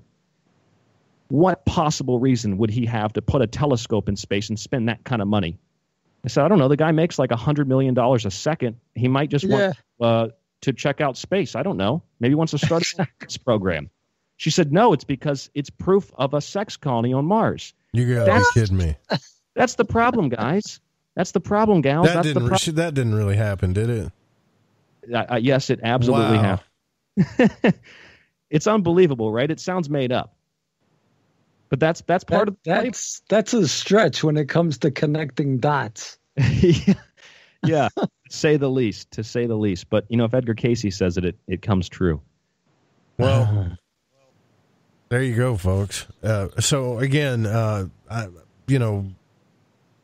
look, magic is real. Astral travel is real. These things I believe. Space is real. psychism is real. I can go on and on, but I feel like, doesn't it ever feel like, and I know you got to go, Ryan, but doesn't it feel like that we're wasting time to get to the truth of these things, to find real answers, because we're always in this fight with, excuse my French, bullshit all the time? Yeah, but then I also think, what would I be doing if I wasn't doing this? And when I'm not doing this and I watch a hockey game or I cook dinner and I'm just kind of sitting there, and I think, what am I doing? Why don't I just go back and read another chapter out of that book I was reading? What's the point in just sitting here and staring at the wall, or going out and, I mean, I like to go out and do things, but what's the point in doing mundane things all of the time and not using those types of things as a way to disconnect from the intensity and the passion, rather than living that way 24 hours a day and never applying yourself to anything? Plus, it really is a powerful thing when you're informed.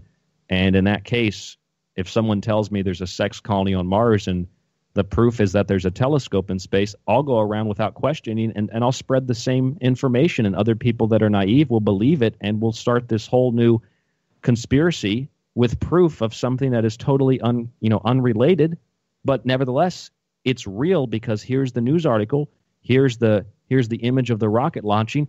It's proof. It's proof. Sure, it's proof of a rocket launching. It's proof that a telescope was put in space, but it's not proof of this totally unrelated subject. That's what we have to watch out for. Watch this. I can create one for you, too. Remember a couple of months ago that observatory in New Mexico was shut down? Yeah. Okay, how about this? Let's rewind the show. I'm the guest tonight. You're asking me about my insider information about what happened in New Mexico, and I tell you, Joe, I have some information here I need to share with your listeners tonight. There are alien spaceships that have entered into our solar system, and they are orbiting our sun, stealing the plasma and the energy, and they are preparing for an invasion. You might say, wow, Ryan, what proof do you have to that? And I'll say, sounds good. Right here, Joe, I got the article, Associated Press, observatory shut down. What other reason would they have for shutting this observatory down? See, we can make things up like that. Of course, nobody asks the question if that was really the reason they shut down the observatory, as some people actually did claim. Why would they just shut down that observatory? Why wouldn't all the observatories be shut down? Couldn't other observatories also observe? Couldn't they use that Jeff Bezos satellite to check out the sun and see where these spaceships are? It's just nonsense. And we got to laugh at it. What if there was a janitor that was not to cut you off? Not to cut you off, but, remarkably, as soon as that freaking went out and that question went out, a fake article went out that said that there was like 6 others or more, or 6 dozen others or more laboratories had shut down as well. There you go. And it was a fake, and it was proven that they weren't shut down. They were completely up and running. And it was talked about for like 2 weeks on several radio shows. It was the biggest news. Yeah, and then we jump to the next one. If I may, I have another quick example here. Yeah, go ahead. This is a fantastic one. It's one of my favorites. Back in 2013, it was November 29th of 2013. I went to my blog when I was doing radio. This was about 5 years ago, this month actually, 5 years ago almost to the day. And I just put up a story that I saw on the internet. I just posted something I thought was interesting to talk about, not because I believed it or disbelieved it. It was a story about a pyramid being photographed in Antarctica and about some hikers that took a picture of this pyramid. I put that on my website. The link is still there on my old blog. Mm-hmm. And I went to that recently because I wanted to see what the date was. So I clicked on it, and it came up. The article's gone now, but the date was 2013. So I thought about that for a moment, and I did a little bit of math, and I subtracted 2018 minus the 5 years. That's 5 years ago I talked about that on radio when that story first came out. Now you have the Wilcock cabal and the E.T. Butcher and the Jordan Slather cabal getting together, and they're talking about Antarctica, and they're talking about civilizations in Antarctica. A couple of things crossed my mind. Number one, their story about there being a civilization buried underneath of the ice in Antarctica is plausible because Antarctica used to be ice-free. That's a very well-known scientific fact, as we call it. Okay. So They base that on something that's very true as far as mainstream science is concerned. So there's their little bit of credibility. They say that there's a civilization buried there. Okay. Now, this civilization is buried under thousands of feet of ice. It's encased in the ice. If that's the case, why then do they simultaneously, this is just my thought, maybe I'm completely off balance here, simultaneously use a picture, that same picture I used 5 years ago, that article, that same picture, pretend that it's new in the last couple of years, like they discovered it or something. They took the picture themselves, and they use that image as proof of the civilization. But hold on a minute. I thought the civilization was buried under thousands of feet of ice. How is the civilization buried under thousands of feet of ice, but then one of their pyramids is 1,000 feet above on top of the ice? So I think these things, and I ask these questions. It might not be that I'm right. It might not be also that I'm wrong. I'm just asking the question, and that doesn't really make a lot of sense to me. But you know what is true? That there really are scientific expeditions and a lot of public attention drawn to these heading to Antarctica.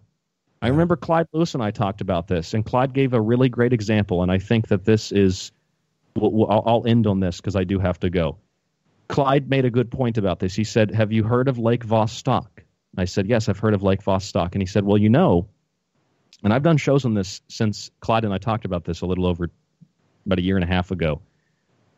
Scientists discovered like 3,000 different I think it was like 3,500. I say 3,000 because I thought Emery Smith could go down there and dissect them. The 3,000 aliens he supposedly butchered. 3,500 different species. 3,500 different species in Lake Vostok. And Clyde said maybe scientists are interested in studying how life can survive there under the ice because they want to apply that from the microcosm to the macrocosm of the universe and use that as a base to discover life on other planets. And absolutely, Clyde. That makes a lot more sense. Maybe it's not correct 100%, but that makes a lot more sense. That's the sensible type of questioning that I think we need to ask. Because I saw this story about Antarctica where someone said it was part of David Wilcock's, one of his posts one time in the past, a couple of years ago. And it was like the proof that there's a civilization in Antarctica, just like the sex colony on Mars. And here's what the proof was. A news article that Joe Biden, the vice president at the time, he went to Antarctica. Oh, okay. And he went to Antarctica, and he shook hands with blue birds, and he took pictures with them? No, he just went to Antarctica. And there were other people from other countries, other dignitaries, other leaders that went to Antarctica, probably to see what Clyde had mentioned, probably to look at something. Doesn't mean that it's an alien civilization. And much like a telescope in space doesn't prove there's a sex colony on Mars, the vice president going to another country doesn't prove that there are aliens there, because I could do the same thing and say, okay, Donald Trump traveled to Russia today, and he went there to see an alien spaceship that Putin had kept in a hangar. Well, what proof do you have of that? Well, see, here's the AP article. Donald Trump travels to Russia. Oh, my God, it's real. Aliens are real. That's how it works. Well, I'm sure if aliens are real, they're having a hell of a time watching us fumble over each other to figure it out, because that's exactly what's going on right now. I'm having a hell of a time watching it and trying to figure it out myself. Well, thanks for coming on the show, Ryan. It's always very informative and eye-opening. I didn't know half the stuff was going on. This is the first time I even heard about that article about Antarctica. You've never told me about that. That would have been cool to find out about a while back. Yeah, I covered that 5 years ago, and now they're acting like it's brand new. I mean, other people talked about it 5 years ago, too, because it was published in some semi-alternative newspaper online. It's not new. No, they did something similar with the formation that they found up in Alaska as well. Not too long ago, actually. Actually, it was 2 months ago.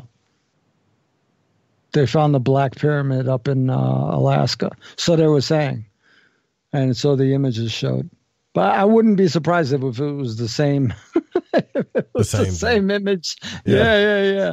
I honestly wouldn't doubt it. Secretteachings.info is the website. Ryan, do you want to give out your information about your books and stuff? You guys really need to get his books, by the way. But you go ahead. I won't speak for you.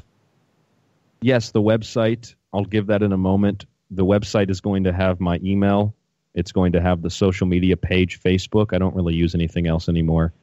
It's going to have my show information for upcoming shows. We're 5 nights a week here on the Fringe FM, 12 midnight U.S. Pacific time, 3 a.m. U.S. Eastern time. It's going to have our top news stories. It's going to have merchandise. We have T-shirts. We actually do have, and I think there's still a sale going on through the T-shirt manufacturer.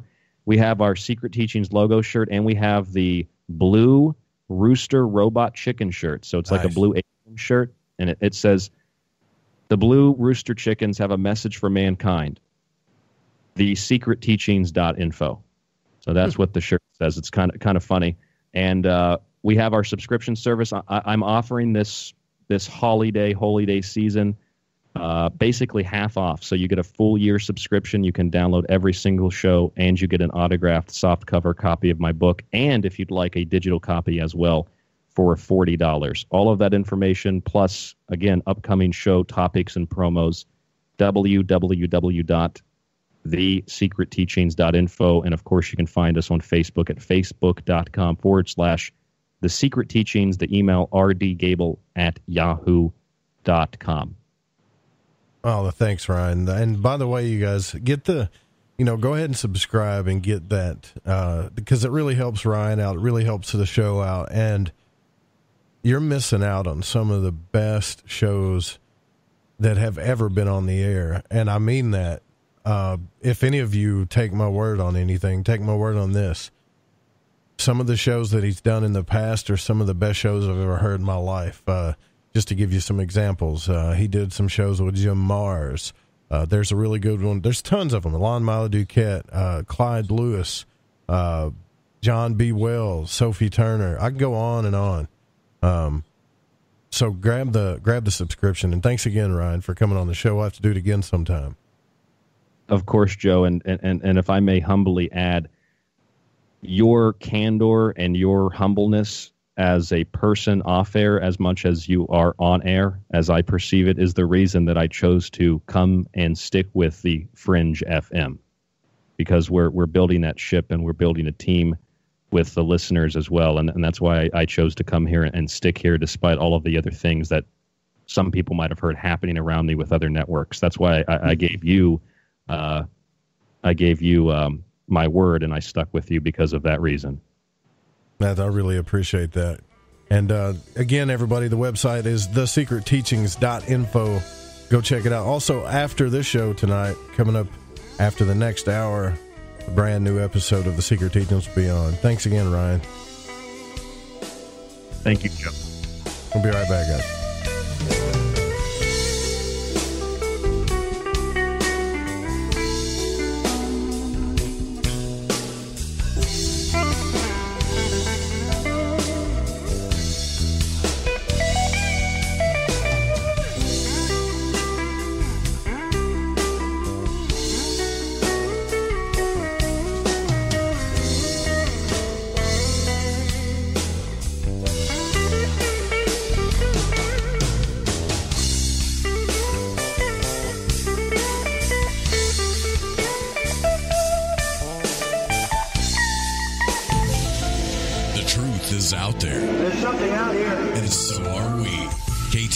Digital Broadcasting, the Fringe FM. All right, everyone, this is Justin from the UK. Excuse the chitty. If you're into the Fringe and you want to hear the brass tacks, my old china plate, Joe Roop and his guests on Lighting the Void will open your mince pies. You need to shut your north and south and use your 10-speed gears and listen to them bubble. You could hear a Barry Crocker, no Brussels, but he ain't no holy friar. Anyway, you be the Barnaby Rudge and take a butcher's. Are you intrigued by Paranormal Talk Radio?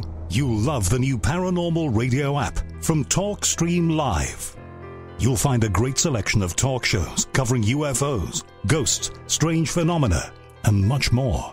Download the Paranormal Radio app now and start listening to the very best in paranormal talk entertainment, including the network you're listening to right now, the Paranormal Radio app, free in Google Play and the iOS App Store. You're listening to Lighting the Void Radio.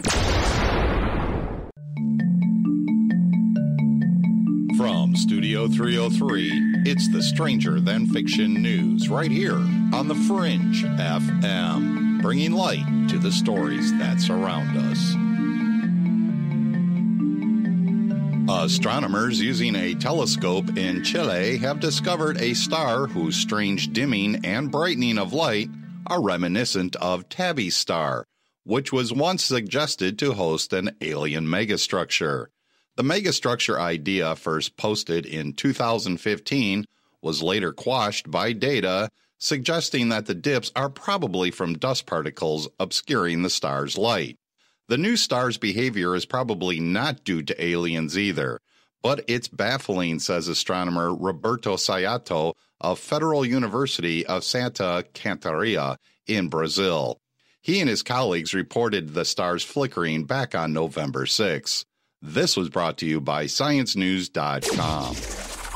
And as antique gold coins from the Middle East pour into the United States, some looters are turning to the spirits called the Jinn in their hunt for gold treasure. A few gold seekers even go as far as to get the Jinn to possess them in hopes that the spirits will guide them to the hidden jackpot.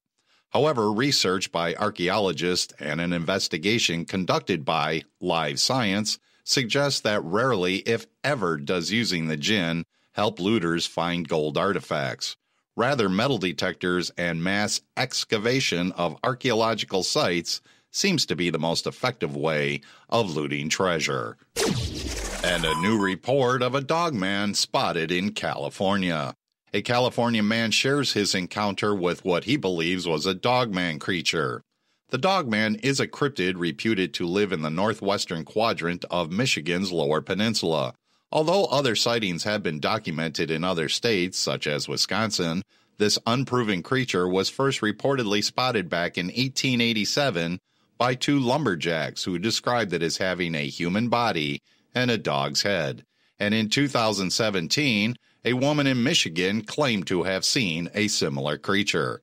In 2015, a group of 3 people in Michigan reportedly came across an unidentified dog-like creature in the woods of St. Clair County. You can read all about the dogman at cryptozoologynews.com. And time for this edition's fun fact. There is a basketball court on the top floor of the U.S. Supreme Court building. Its nickname? The highest court in the land. And that wraps it up for another edition of the Stranger Than Fiction news right here on the Fringe FM. I'm Vance Nesbitt, anchor and news sorcerer. The Fringe FM loves hearing from you. Have a suggestion, comment, or question? We're all ears. Email talkback@thefringe.fm. Folks, this is very important information. What's to be said about CBD? AncientLifeOil.com. Our CBD is made from hemp and has 0.003 THC, which means this wonderful product won't get you high, no matter what amount you take. What does CBD do for the body? My hands are tied. But you can Google CBD benefits and be astounded. When you're finished reading, you'll want to log on to AncientLifeOil.com. That's AncientLifeOil.com and purchase. Life is good when you feel good. People are tired of pain. People are asking for non-GMO organic products to help them with, you fill in the blank. Legal in 49 states, and again, our CBD is made from hemp. Ancient Life Oil is about helping people one by one by one. If you wonder how good the product is, the CEO takes it every day without miss. AncientLifeOil.com. That's AncientLifeOil.com. Have a great day. Follow The Fringe FM on Facebook and Twitter at The Fringe FM. Want to know what's on The Fringe FM? Check out our schedule at thefringe.fm.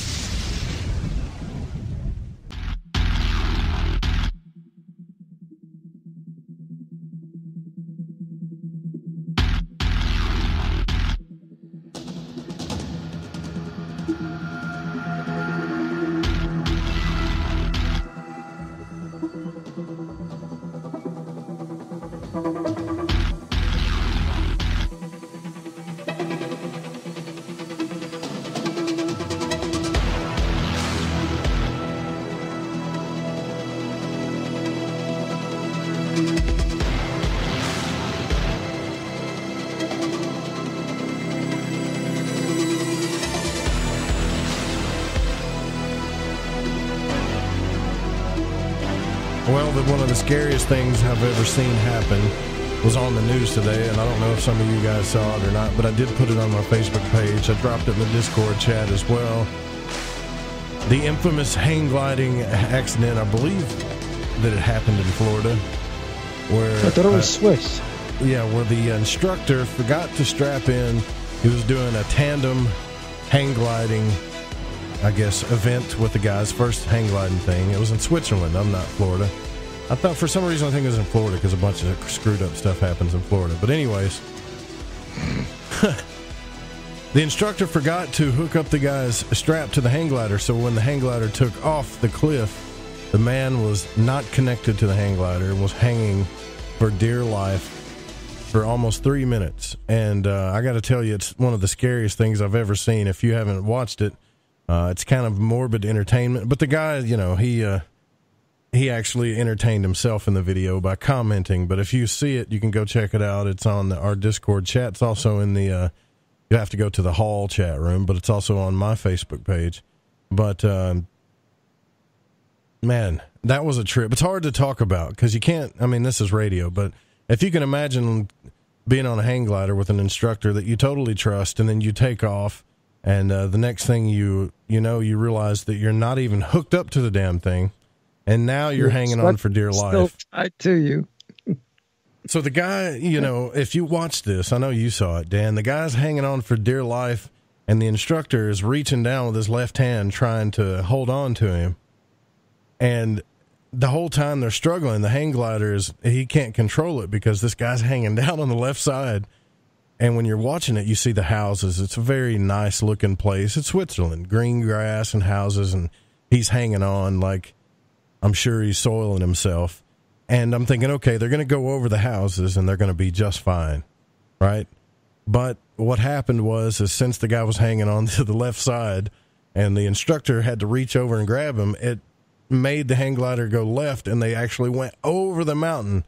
They had to have been, it looked at least a few hundred feet in the air. It was way the hell up there. Do yourself a favor and go check that out. That's got to be one of the coolest things I ever saw. And the guy took it pretty well. He fractured his wrist. He ended up not letting go. He almost let go towards the end, but he broke his wrist. I think he cracked a rib or something, too. And he says he's going to go back. He's going to do it again because his first experience was pretty bad. Can you imagine? That's like a real-life nightmare coming true. I could not believe it when I saw it. Oh, yeah. The only time I've ever experienced that was when at the fair. And I already told you guys the story. Do you remember me telling you that story when I was at the fair and I was coming out of that ride and my son was laughing at me as I was about to die? No. So you know the ride called the pirate ship, right? The one that goes, it just goes up and down. Yeah. The Buccaneer. So I was on the very end of this thing. At the very end, the one that goes the highest, because that's where he wants to sit. And the woman that was sitting next to me was kind of big, so the bar, it clicked, but it didn't click, you know. And I'm kind of big too, but it really wasn't my fault. And I'm trying to tell this guy, like, he said, make sure you hear it snap. And I'm going, hey, man, it didn't snap. It didn't click. And they just start the ride anyways. And so the higher I get, the more I'm coming out of this thing. And this thing gets perpendicular, you know, it just keeps swinging back and forth until it gets higher and higher. Well, at the very end of it, I'm hanging out this thing out the front, grabbing onto this woman, and my son is laughing at me. I feel like I'm about to be thrown across the fairgrounds onto the ground. I'm just holding on to her. And my son, there's nothing more terrifying when you're about to die than the person you care about the most laughing at you because it's funny to them. But I don't think he knew that either he or he just didn't care, or maybe it's because I was screaming like a girl that he was laughing at me because I was screaming like a girl. It made me think of that when that guy was hanging on to that hang glider, because it doesn't matter. And why am I talking about this? Well, when Ryan was on the show, we're talking about access and knowledge, which was another thing I wanted to bring up, was being in the moment. This Zen thing that I've never really considered how important it was. being in the moment. My dad used to tell me this all the time. Focus. He used to smack me in the back of the head. Focus on what you're doing. I got ADD. I can't help it. Well, if you don't focus on what you're doing, you're going to screw up. Well, just like this instructor, it's not focusing. I don't know how you can miss not putting the guy, strapping him to the hang glider, but he did so. When you don't focus on what you're doing at hand, things can get real devastating real quick. And it doesn't matter if you're a magician or if you know every occult symbol in the world or if you're super spiritual. At that moment in time, nothing else matters. And so I started looking into this stuff today after I watched that Zen meditation, the art of being in the moment 100% right now.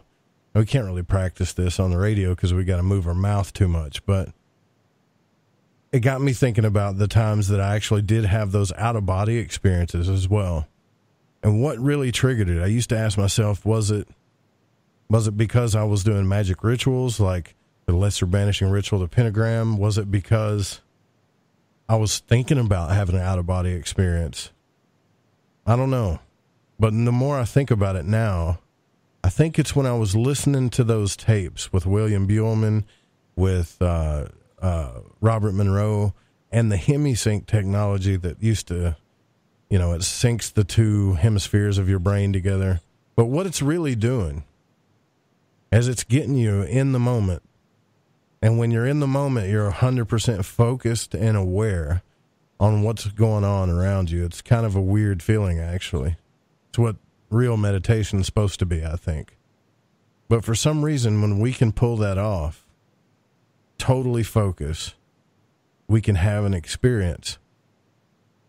And this is why I never believed those people that said, well, I go out of body just by meditating and stuff. Well, I've never believed that, but now I think I do, because I did a little practice just earlier today, just getting in the moment. No music, no hemisync, no headphones, no binaural beats, nothing. Just totally getting in the moment. And it's nice. We should do that more often. But I gotta think we make our mistakes when it comes to accessing knowledge, when we do things in our daily life, when we are driving down the road, when we're grocery shopping. It doesn't matter what we're doing. If we get out of that moment, we become a danger to ourselves, and we do the dumbest things. But we do the greatest things when we're in the moment. And that is spoken from somebody that's probably got the worst ADD on the planet, me. Think about the times that you've screwed up in your life, like you burned your hand, because you reached into the oven without a glove on, or you got too close to that light socket, or you cut your finger or something. Were you really in the moment, or were you just in your head thinking about a million things? Even when we're doing our research or trying to access knowledge or reading a book, are we really in the moment? Is that why I have troubles reading and I have to listen to audiobooks? Because I can't get in the moment. I think that's what it is. Well, that was deep. You got any comments on that, Dan? I'm starting to feel funny. It's making me feel funny talking about it. Reading is just something else. Reading is just something else. It does a couple of things for you. It brings an energy that audiobooks are okay, and there's nothing wrong with them. But reading, I had a better time when I read. For audiobooks, the thing about audiobooks is that if you really want to get it, you have to listen to them over and over again. You know what I mean? In order to get that. Where in reading, sure, maybe you have to, some things you could read over and over again, but reading it actually lasts longer the first time around, for the most part. It's not all that, there are times where you'll wind up, reading your heart out, within reading. 40 minutes, you're going, you'll wind up reading the same paragraph over and over again. I'm just talking about, that's because your brain's not focused. And I have a hard time getting my brain to focus. Like, I could literally see me doing what that guy in that hang glider did. Because, seriously, I mean, it's an honest mistake. You know what I mean? This guy, how many people has this guy put in those hang gliders? Who knows, right? See, I thought the instructor was the guy who was hanging on for life, not the guy who was strapped in. No. I know. You explained that to me. I was like, really? I was wondering why the narrative at the end was talking about him saying that, and this was his first day of vacation, and blah, blah, blah, blah. I was like, what? No, I wish I could play the audio clip, but it's nothing but a lot of wind. You can't hear the guy, but I can imagine if you could hear him, he's probably going, holy shit, like he's about to die. It's bad. But you see him, he says, run, take off, run. And then as soon as he takes off, he's hanging like he's hanging on monkey bars for dear life, and the instructor is just trying to grab him and hopefully doesn't let go. But this guy put his own video up. It's not even embarrassed about it. He put the video up and commented about how he was feeling the whole ride. And that last 30 seconds, he started talking about, like, I can't hold on anymore. He was literally about to let go. He was so close to death. It was so freaky to watch. And I thought I stumbled on something cool when I watched it, but I showed it to my son, and he's like, yeah, it's been on the news all day. And I'm like, damn, anyways, well, it's pretty cool. But it did make me think about some of the stupidest mistakes I've made in my life, and it's because I wasn't focused. Like Bruce Lee, he talked about focus a lot. You don't focus, calm down and focus on what you're doing. If that guy probably had a bad day, he might have had a stressful time in his life. Maybe there were some bills he didn't pay, all kinds of crap going on in his head that was bad enough to where he forgot to actually latch the guy onto the hang glider. And it almost killed him. But I will, like you said, Dan, I will give him credit. He did pretty good at keeping calm. He got back in the moment real quick, didn't he? The guy that was hanging on for dear life, the guy that was strapped in, I was like, okay. Because I had the roles reversed. So I thought the instructor was the guy holding on for dear life. I was like, how could you have done that? Why didn't you let go? And in the same vein, I'm saying to myself, how could you even start running if you're not strapped in? Why didn't you let go? Oh, yeah, no, that's because his hand was up the back of the instructor. I was like, "You're not. What are you doing? Let him go." And then the next thing I know, he was just like, "Well, here we go." Like, no! If you guys hadn't seen it, if you can picture it, like looking over some houses about 30 or 40 feet, you might fall and live, right? And he was trying to stay over those houses, but there's a big mountain on the left, and down below the mountain is hundreds of feet. And the worst happened. The glider took a left, and he was way the hell up there, man, with nothing. I've never seen anything like it. But I think the moral of this, what I'm trying to think about is it made me think about instantly about all those times I really screwed up. The car wreck that I got into, the time that I've electrocuted myself, the times that I burnt myself, the times that I've cut myself, hell, the times that I've had my phone in my hand actually looking for my phone. You know what I'm talking about? Like, where's my phone? It's in my hand. Where's my sunglasses? They're on my head. Things like that, because my head's got so much crap spinning in it that I'm out of the moment. And then that got me thinking about, which is kind of synchronistically got me thinking about, well, when I did focus on things, when I really did get in the moment or meditate or used things like hemisync or binaural beats to help me focus or get in the moment, what type of experiences did I have? And they were profound and spiritual, even etherical, out-of-body experiences, which is something we're going to talk about tomorrow night with Preston, which I've been wanting to have him on for over a year now to talk about his astral travel experiences, and we're finally going to do that tomorrow night. But sweet. But it did remind me a lot of those times, Dan, of my dad just being like, boy, you just need to focus. You can't just focus on what the hell you're doing, And a lot of times we can't.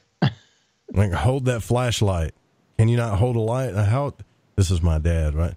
Hold the light, son. Hold the flashlight. I know it's hard. Here, give me the light. Let me show you how to do this one more time.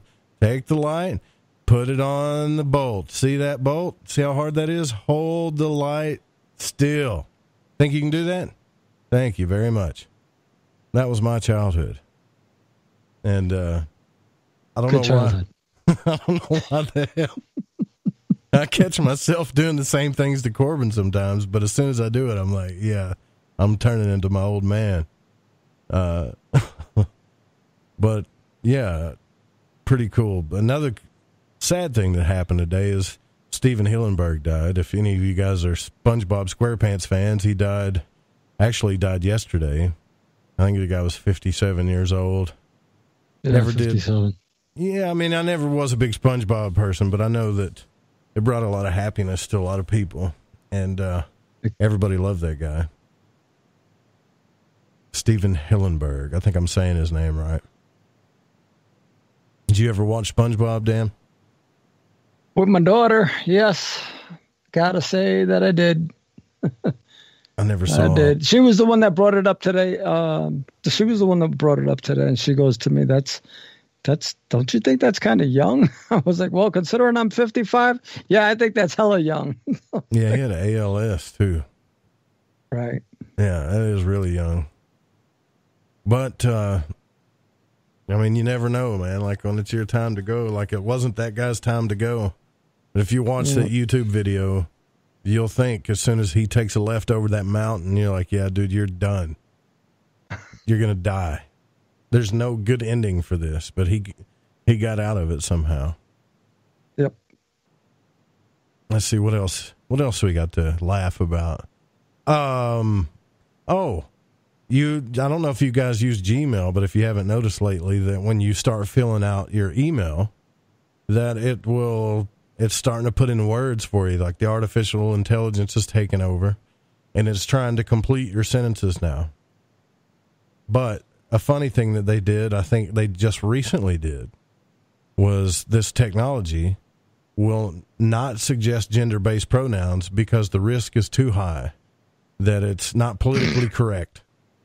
So if you start to compose a sentence, the technology might predict someone's sex, it used to, or gender, but now it will not say his, him, or her because Google's does not want their artificial intelligent robot to offend you while you're filling out your email. Good Lord. That's how bad it is right now. And I don't know what started this whole gender thing, but I'm ready for it to be over with because it's getting ridiculous. It's past ridiculous. The whole PC thing has gotten beyond old.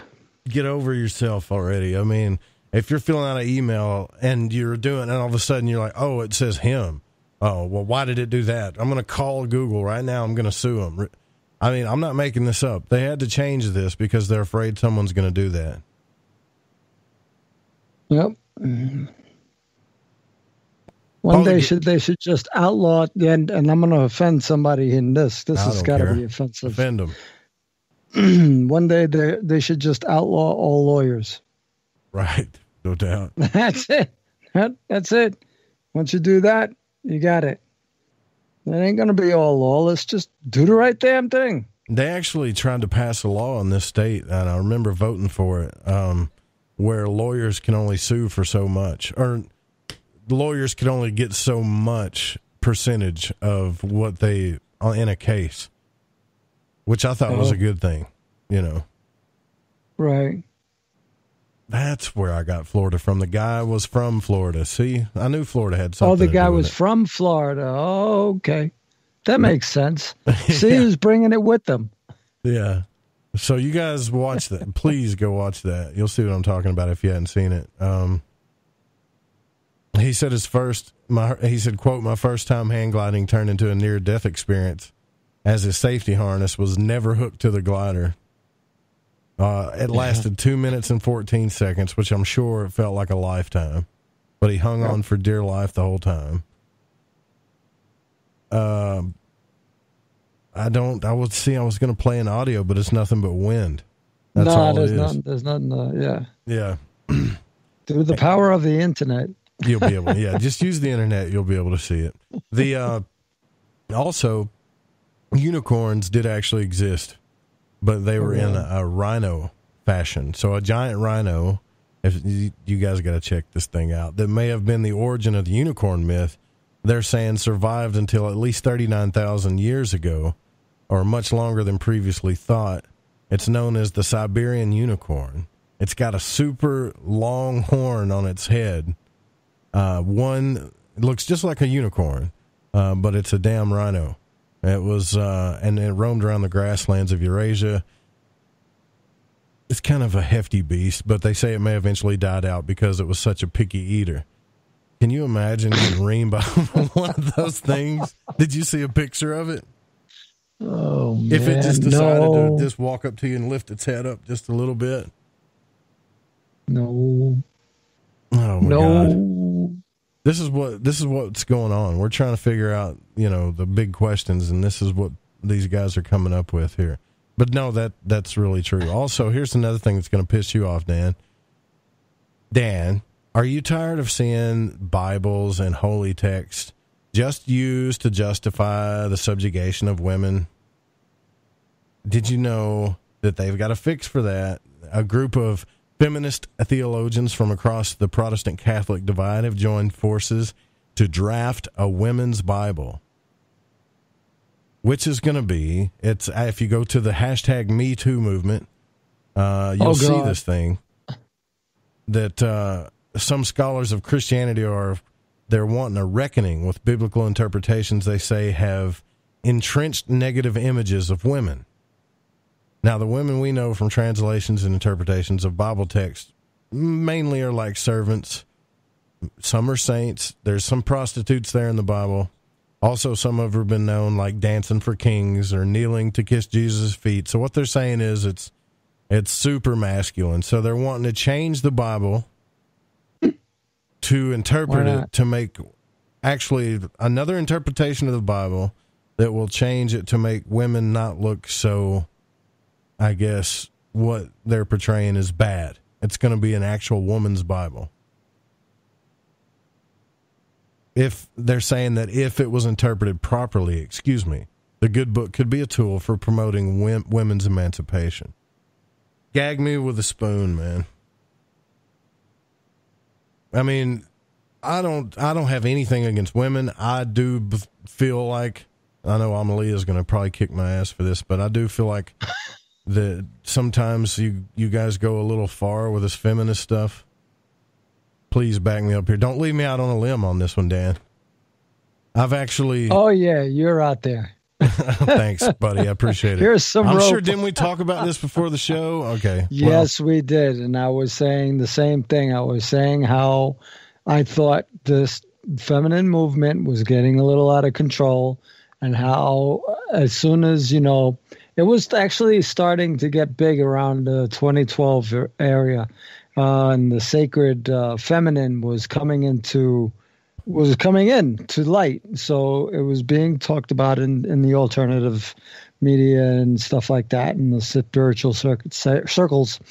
And so as it started progressing more and more and more, so in turn became the LBGT movement.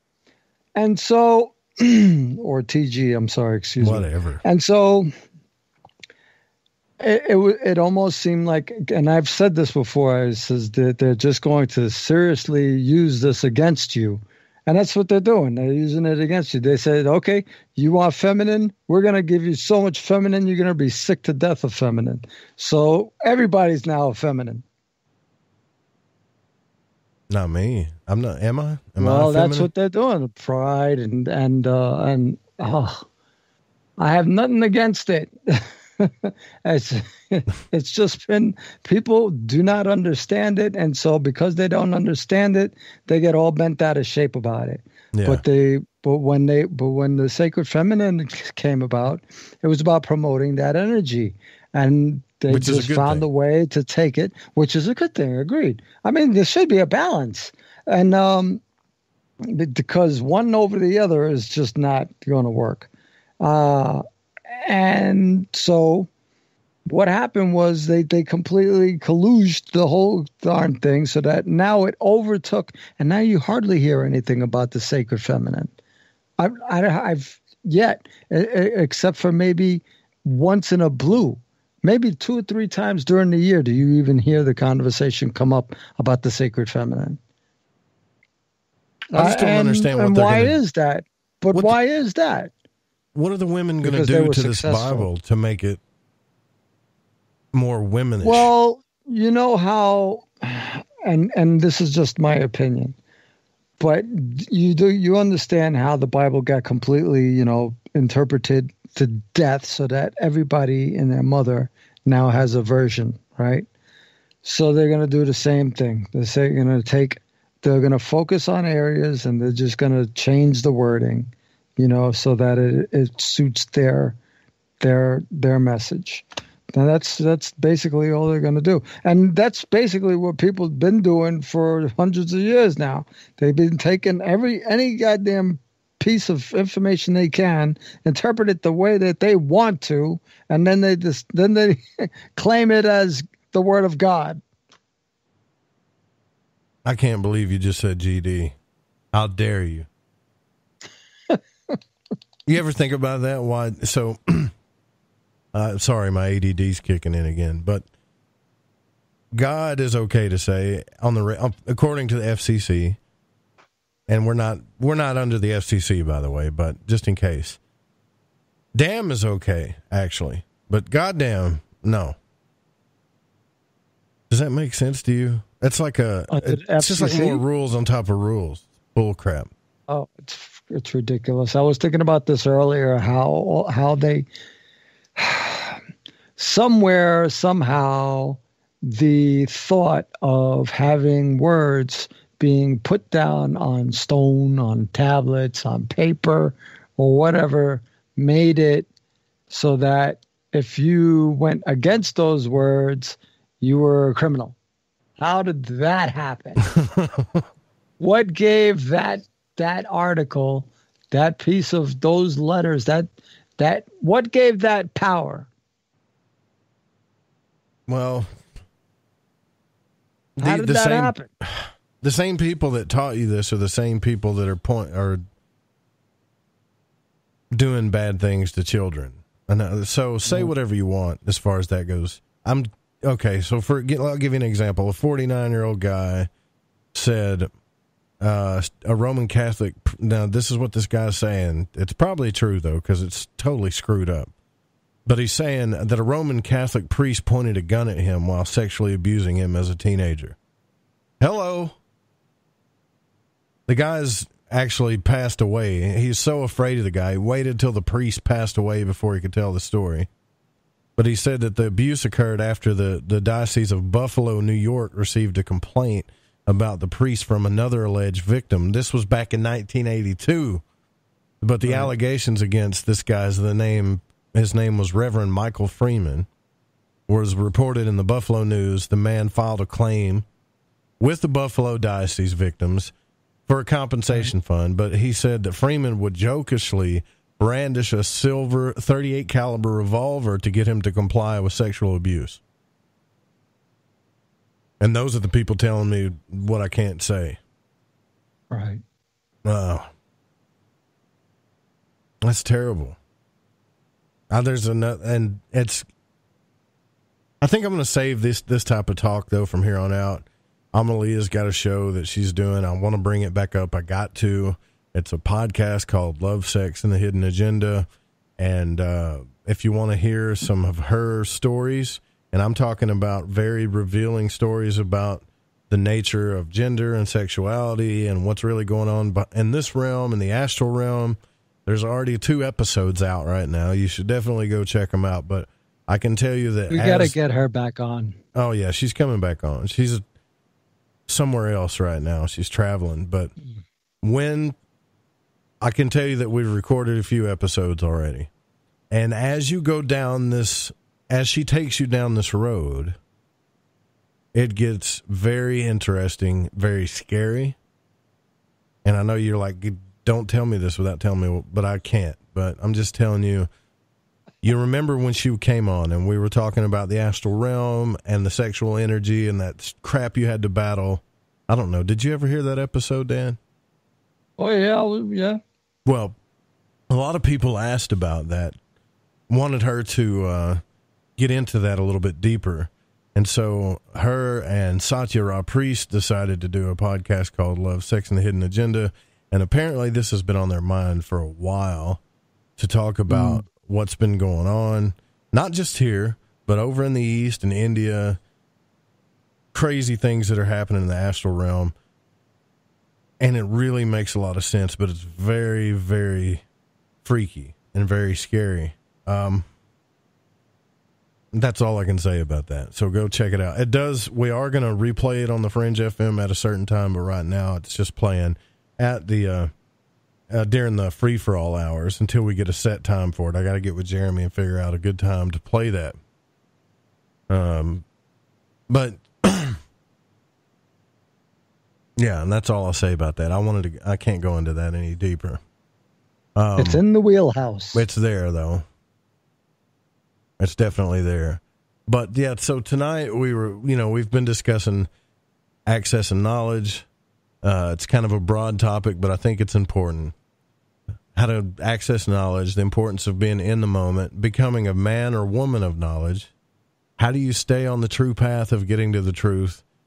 And that I really believe, and I never did ask you what you thought about this because Ryan just kind of, took the reins when he was on, but it is my opinion, Dan, that true knowledge doesn't come as easy as many would like you to believe, or that our own conditions, behaviors, and our hang-ups, they get in the way.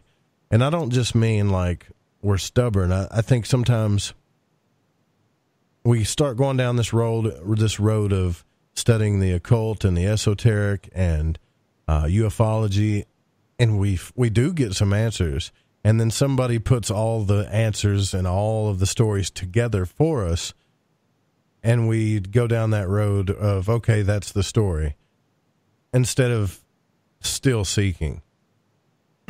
For example, the big thing that I think is coming to an end, but the whole secret space program, it seemed that David Wilcock and Corey and all those guys had all of the answers to all of the stuff that was going on, and there was a huge following, but now people are starting to realize that some of that was bullcrap, and they're seeing how scandalous things are behind the scenes.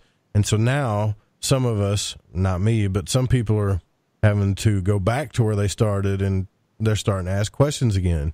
And I hate to say this, but I really think that access and knowledge to the big questions, the really big questions, like who am I? Why are we here? Is there life on other planets? I really don't think that anybody on this planet is going to fix those questions for you. I think it's going to be a long, lonely road. It doesn't mean you got to get upset about it, though. But that's just my opinions. What's your thoughts on that, Dan? Hell, I can sum it up in one sentence. No, who am I? Why are we here? Yeah, it's a long, lonely road. Kind of like Johnny Cash. I know the more that I know, the less that I know. I know what I come to learn today might change tomorrow. And why I'm here, I don't know. I have no idea. There's a lot of speculation on why we're here. Like that thing that you were talking about with the gene splicing and everything like that. Yeah. I was like, the story is being told of days of old where, they came, Anunnaki or whatever came, and because there's a jump, between certain type of man and then the modern man, and there's like no center. And you wonder, and we were going to ask the ethical question, did we think that there was an ethical situation going on there? And you always have to think about, well, who's behind the scalpel? Really, who's doing the generating and for what purpose? If it's just exploratory or whatever, that's one thing. But, it seemed like maybe these people had an understanding of what they were actually doing and where what their goal was and did their goal actually, because do we actually know what their goal was?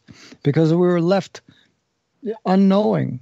Because, you know, even in scripture, it says you're of here. I mean, you're from here, but you're not of here. I think it's a scary thought that some people, once they start thinking about it, they don't want to go down that road. Like, are we really just conscious beings that were seeded by these aliens, right? And the reason why nobody's getting to any of these truths is because we're never going to know, because we were just kind of thrown here. We're just kind of casted out here, and that's how a lot of us feel from the time we're born, unless we go with a narrative, unless we let our parents tell us about a religion and we just follow that structure and we don't have to worry about it no more. But that doesn't happen anymore now, not too much. And a lot of people that's why I think depression is at an all-time high. Opiate use is at an all-time high.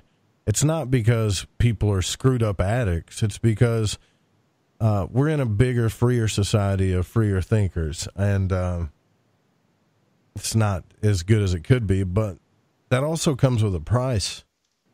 It comes with a price of loneliness, and you're not getting your questions answered.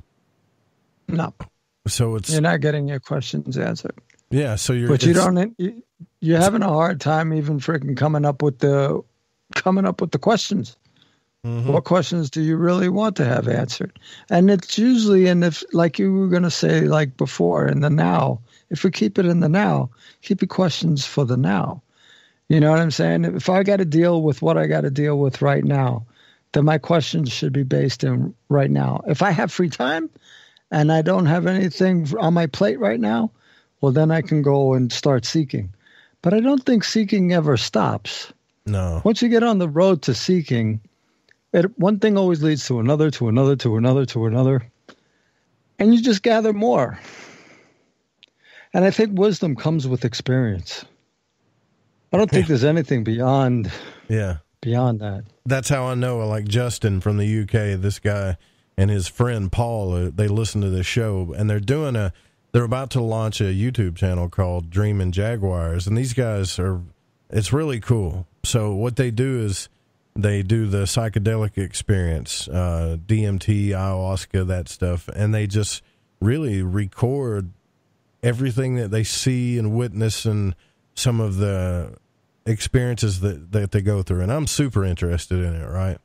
Well, Justin is a guy that it's really cool. Him and his friend are opposites. Paul was raised up in the occult, like his parents did Ouija boards and all that stuff, and he's super spiritual, and he believes in the spiritual aspects of all these things. Where Justin, he not so much. Like he doesn't. And I hate to speak for the guys, but they're really cool. He doesn't really know. He used to be more of, I guess you could say, like an atheist, but now he's starting to think, well, there's something really to it. And you can tell he's seeking. Like, he's not a scientist. He's just like me and you, right? He's not this big scientist guy. He's not this person that's a huge scholar or anything, but he's trying to put everything together based on his experiences.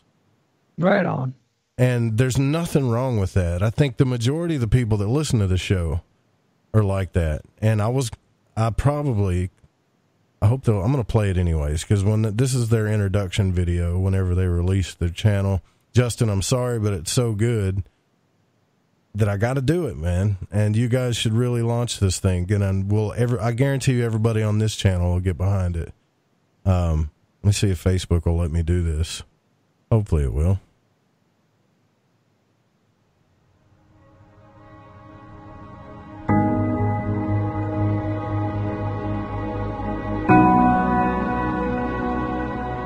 This is an introduction to our new YouTube channel, Dreamin' Jaguars.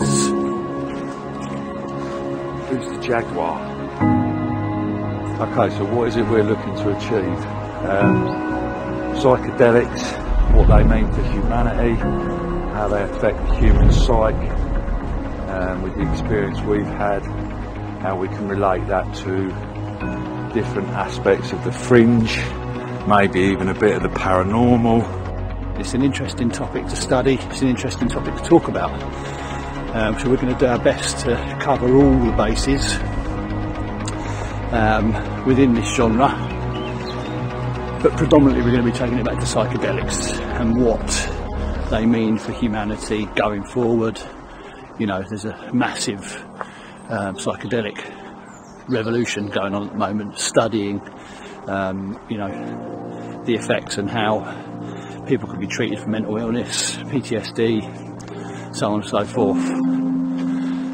So, yeah, this channel's going to be shit hot. I can't wait to get involved. You slowly seem to float away.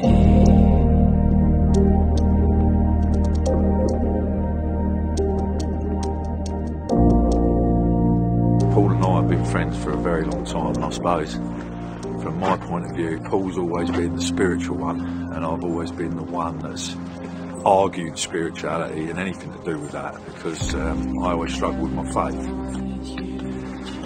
But recent times I've kind of started to change the way I feel about stuff. I've been listening to a lot of Joe Roop and his show Light in the Void on the Fringe FM, which is a brilliant show if you're into the paranormal and if you want to explore all of these avenues he talks about all the time.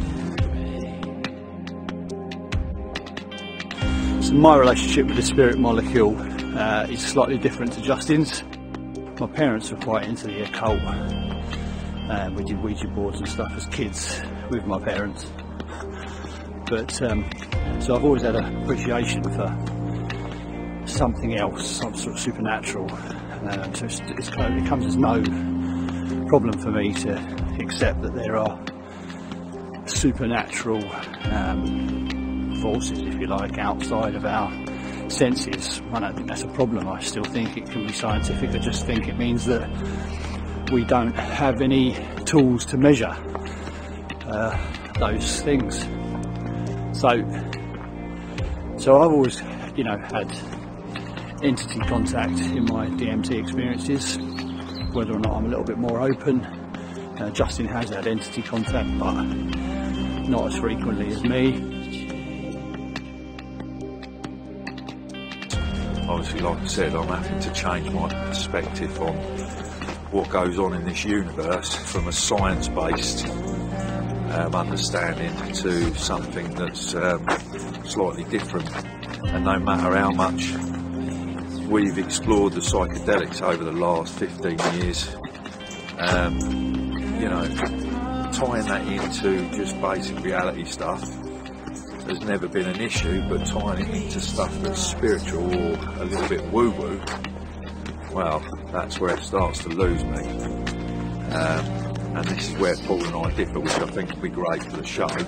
One of the biggest points about what we're trying to do is that we're trying to demonstrate that you know, people's lives aren't being fucked up by doing these compounds. If anything, you know, they're massively benefited us. We're builders at the end of the day, essentially. We're just normal guys. We've got kids, but we have spent the last 12 years odd experimenting with these compounds, and you know, they show you how to live a better life. Essentially, you become empathetic to people's needs. You're not so much of a wanker in on-the-fly situations. When people piss you off, you're able to sort of take a step back because you've already stepped outside the box on numerous occasions and assessed your behaviour and how you are as a human.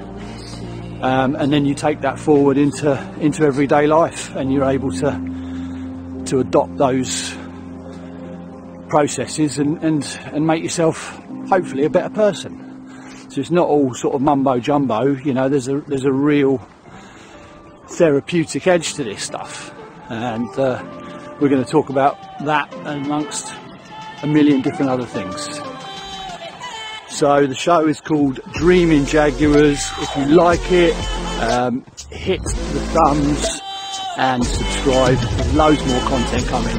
It's going to be good. We think we've hit this at the right time, and we're going to have a blast. When that thing launches, man, I'm going to be all over that. So I get something I've noticed, Dan, with some of the listeners here is they're all starting to do their own things now, which we've always, persuaded people to do. Do your own YouTube channels, do your own podcast, do this stuff, because at the end of the day, I know a lot of us, we get intimidated by some of the guests that have been on here, authors and scientists and all of these great people that are doing movements in this field. But the normal people like you and I that are experimenting with things and talking about our experiences also have a very, very big role to play in finding out these answers. And I have never thought about doing psychedelics again until I started kind of talking to these guys and talking to Justin, and I might actually try DMT, because you think about it, I've heard Joe Rogan talk about it. I've heard a lot of people talking about it, and being in the moment is very important. And if I remember the last time I tried psychedelics, Dan, that's exactly, you talk about being in the moment. That could have been the title of the book of the experience I had. I don't know if I'm sure you've had a romp with psychedelics before, hadn't you? Maybe. Yeah, but those two guys are just like you and I, man. They're just, normal guys, but they're trying to figure things out, and they're doing it, I guess you could say, in a more shamanistic way, the more shamanistic path. And I think that's really cool. I've never, ever tried DMT, but I'm thinking about it. I think I might do it. Kind of afraid to do it, but I think on the other side of fear is a good thing. And it's I know it's super illegal, but it's, it's in everything. Dimethyltryptamine is in everything. It's in your body. It's in your pineal gland. It's in just about every plant, lots of animals. It's your body. It gets I think when they smoke it, it goes in your body and out in like 15 minutes or something. So supposedly, yeah. But I kind of yearn for that experience again, because I remember the first time I had a psychedelic experience. It was just like the first time I had a real out-of-body experience. I was totally in the moment and full of astonishment. I was trying to take it all in. And when I was in high school, these kids, they used to pass around stuff and call it acid. They give you these little lifesavers with drops. And, oh, man, that's acid. And really, you'd eat 3 or 4 of them, nothing would happen. I got to where I didn't believe that acid even existed, until I actually got some real acid. Then I was like, holy hell. About 6 hours down the road, you're like, is this ever going to end?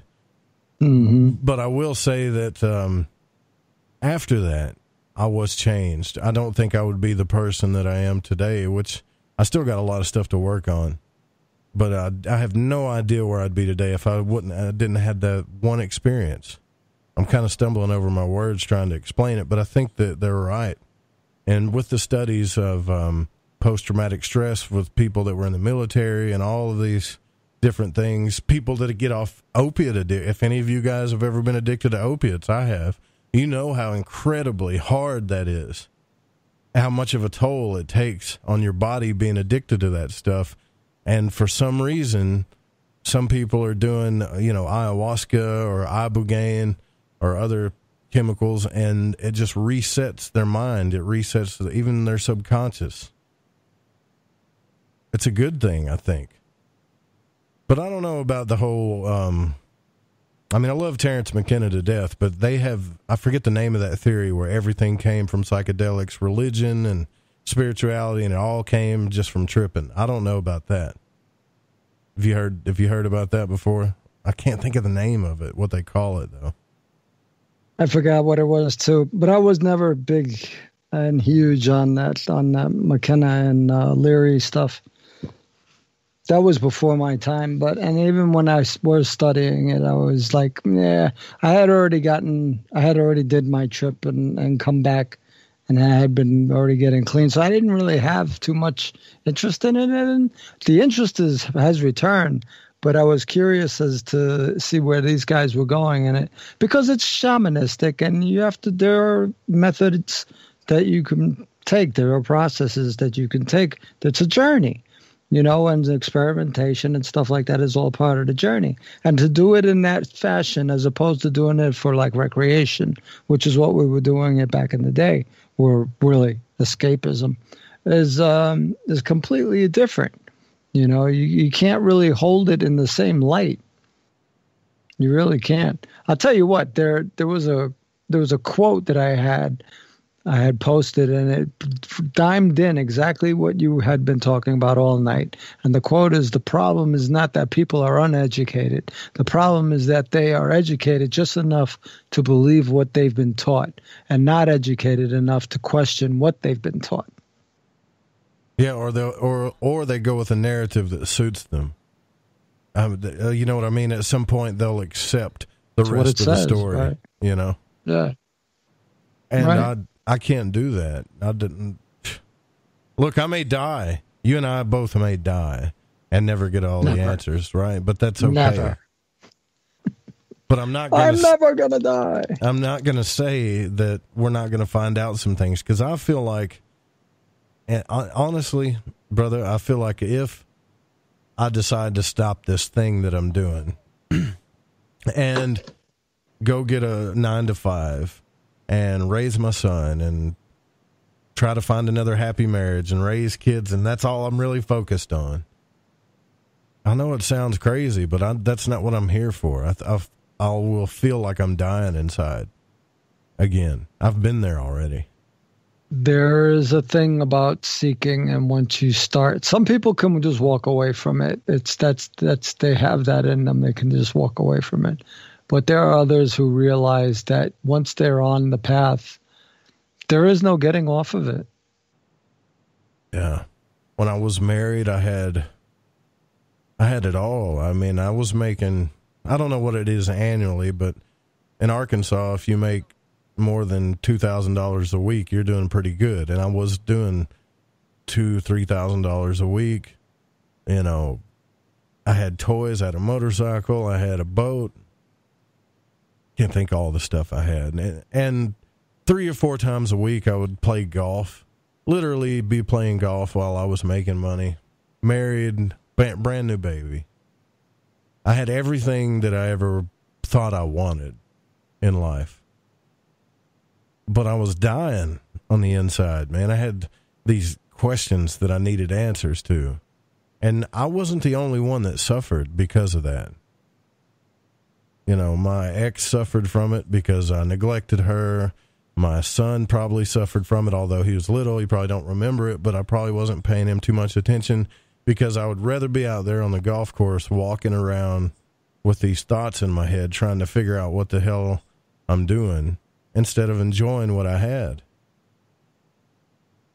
And now, the only thing that I think that, besides my son, that's the greatest gift I've ever had in my entire life. And the only thing that I could take away from that is golf. I got to get back to playing that. There was something about it that helped me. But I know that I can't go back there. I mean, I know. Look, I could, even if this, you know, I've had meetings, business meetings and stuff with people on this radio station is like, look, I don't understand how you're surviving, Joe, and blah, blah, blah, blah. Well, I just tell them, I'm like, look where we was and look where we are now. You know, we started from nothing and now we have something. And we're never going to be rich from this radio station or any of these shows. I'm just telling you, radio is not the thing to get into if you want to be rich. But you got to be okay with that if you're going to do this. And they agreed to it. And so we're still doing it. But I know a lot of the listeners that listen to this show want to do something like that. Like they want to do their own thing. Either a podcast or a radio show or a YouTube channel or write a book or sell their own products or do their own services that relate to this field. And I can't tell you what's holding you back, but I can tell you to stop judging yourself and just do it. And don't think that you won't struggle with that the whole way through, because you will. Ask Dan. I whine to him about that stuff all the time. But eventually you got to stop judging yourself and comparing yourself to other people and just do it. And now I know Sammy's got some things going on. She's got a YouTube channel.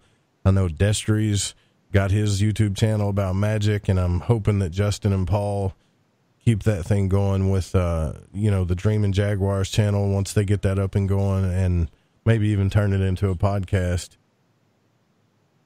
And that's what keeps me going, man. I think we'll find some answers that way. But I'm probably and experiences. Yeah, and experiences, which might actually end up being the answers that we're looking for. Who knows? Who knows? It's all part of the journey. That's what we're doing. We're welcoming you to join us on the journey. That's all. We're just trying to do the same thing you are. The only thing is we're broadcasting it. We're doing it live. And I got friends they help, like they'll message me and say, hey, they kind of are focused more on the image of the show and the fame of the show. And they've helped tremendously. But I'm letting you guys know right now that that's not me. That's not where, if the show gets thousands of listeners, that's great. If it doesn't, who cares? I'm still going to do what I'm going to do. And even if we just got a couple hundred people listening here, that's fine with me. Even if it was 10, honestly, I would still do it. Might not do it this many times a week, but. Right on. I will tell you another challenge that I'm faced with that's frustrating, and I've got to learn to get over it. You got to poop? No, I figured out how to solve that one. This is what's happening. Somebody may listen to this show, and I ain't going to name any names or anything, and I really had to test this to figure out if I was just paranoid or if it was really happening. Somebody may listen to this show and figure out how to present it better, and they'll take what I'm saying verbatim, word for word, and they don't even have to come up with a show. They can just do their show based on what I'm saying and reword it. It's kind of like those authors that take a book and they just reword the words and everything, and they sell it as a different book. That's happening to the show. And I approached Dan about it, and I know, Dan, you probably had your doubts. I probably sounded like I was another paranoid show host, or, oh man, these people you are didn't listening to me. build it up. And You didn't even build it up. You were just like, hey, listen to this, check this out. And I did. And I was like, we just did this. We just did this. And it's not even the subject we just did. It's like sentences and the things I was saying verbatim. Yep. And they would twist it up a little bit. And I'm thinking, great, now I've got people copying what I'm doing, which is kind of cool. Great minds think alike, I guess. But at the same time, this is something I'm going to have to learn to get over. And I'm going to need your help, all of you guys' help, I guess, on letting this go. Because this show is not a Class A show. It's probably C-rated radio show at best. But I worked my ass off with the time I got to figure out how to put on a show. And then just to have somebody rob it like that, even though I'm flattered, kind of pisses me off, and I don't know what to do about it. It's not like I can... And the people that are doing this are people that I admire. Yeah. And they're not doing it every single show, but they're doing it enough to where it's noticeable. And I don't know if they're trying to get me to react or if they just don't care. But I've got to figure out a solution. I've either got to get over it or do something about it. I'm leaning towards getting over it. But I need more than just Dan's opinions on this. Do you think I should just get over it, though, Dan? What would you do if it was you? Nuke them. Nuke them. How do you do that? Bust them out? Nah, just...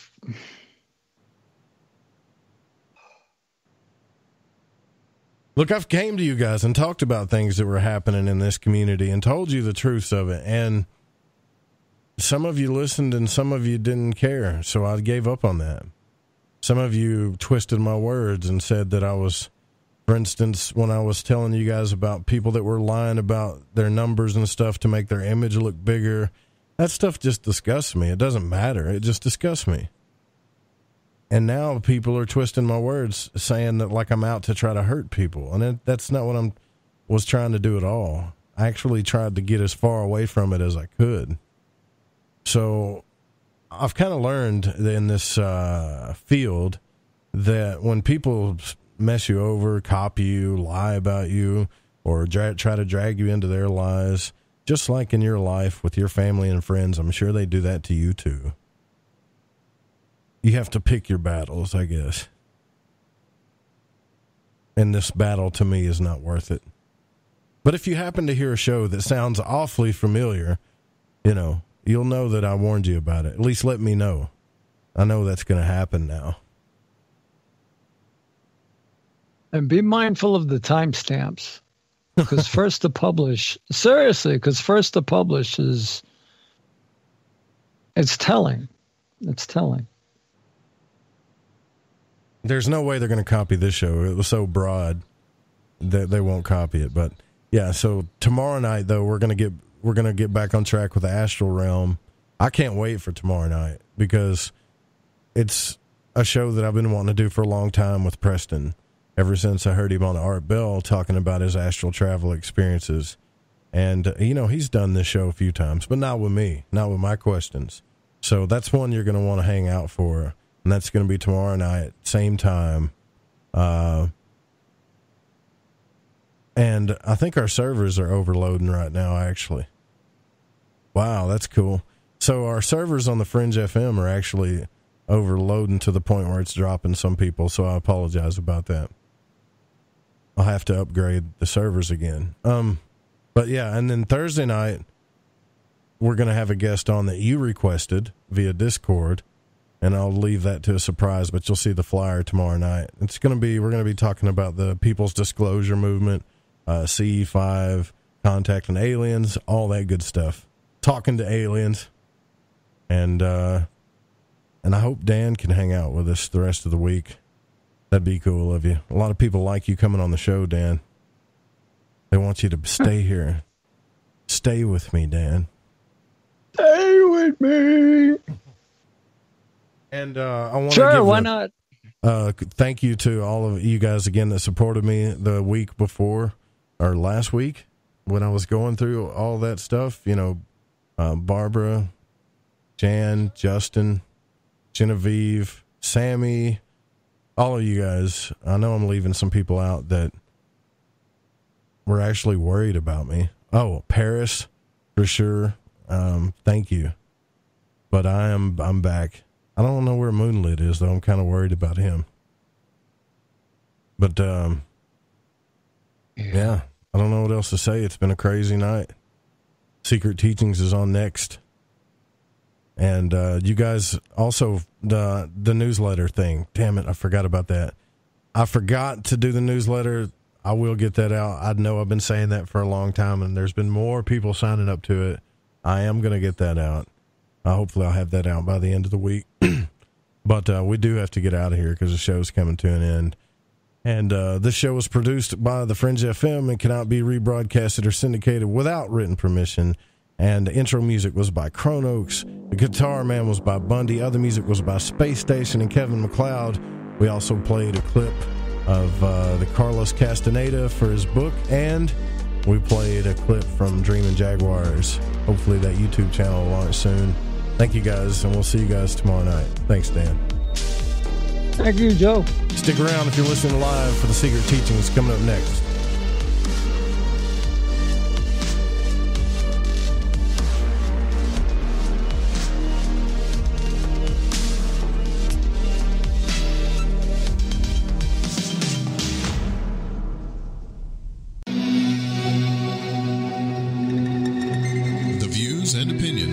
On this program do not necessarily reflect those of the Fringe FM, KTLK Digital Broadcasting, its sponsors, affiliates, or staff. Listener discretion is advised.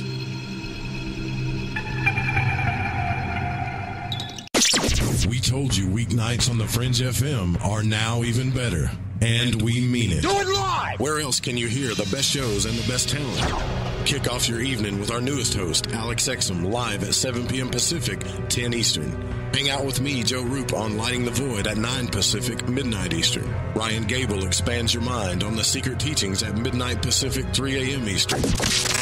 We're bringing the heat every single night. Fire it up, the Fringe FM. Yahoy there. This is Gigi from Shift Happens.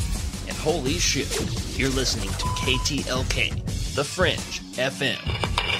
Hey, don't you dare turn that stand.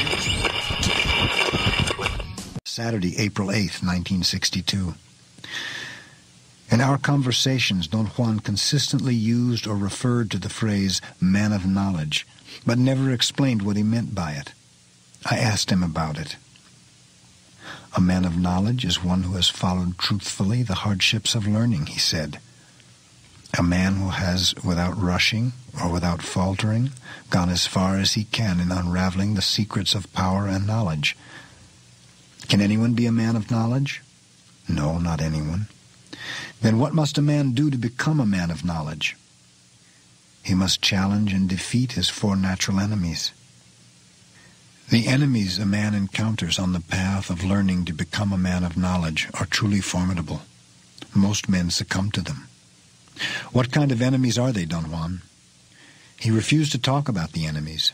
He said it would be a long time before the subject would make any sense to me.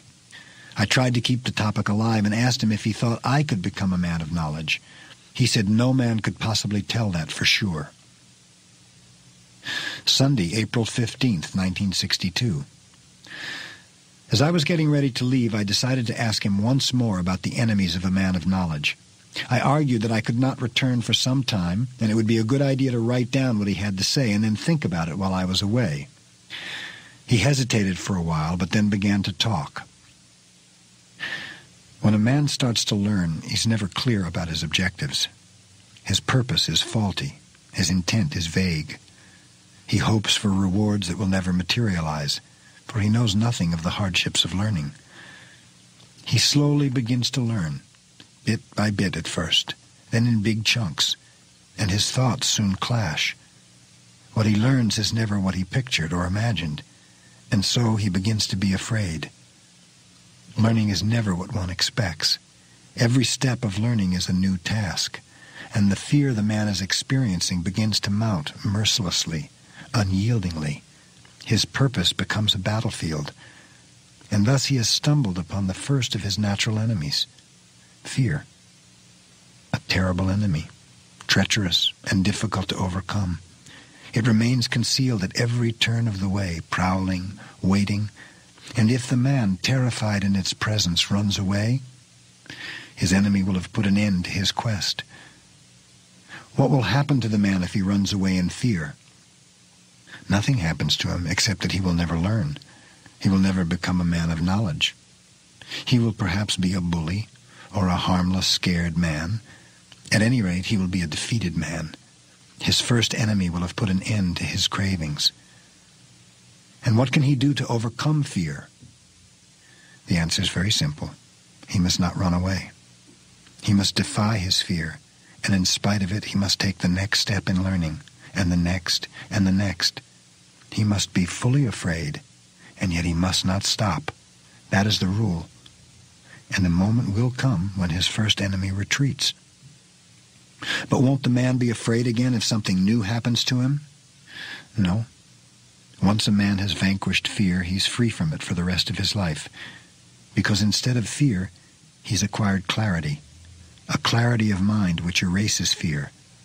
By then, a man knows his desires. He knows how to satisfy those desires. He can anticipate the new steps of learning, and a sharp clarity surrounds everything. The man feels that nothing is concealed.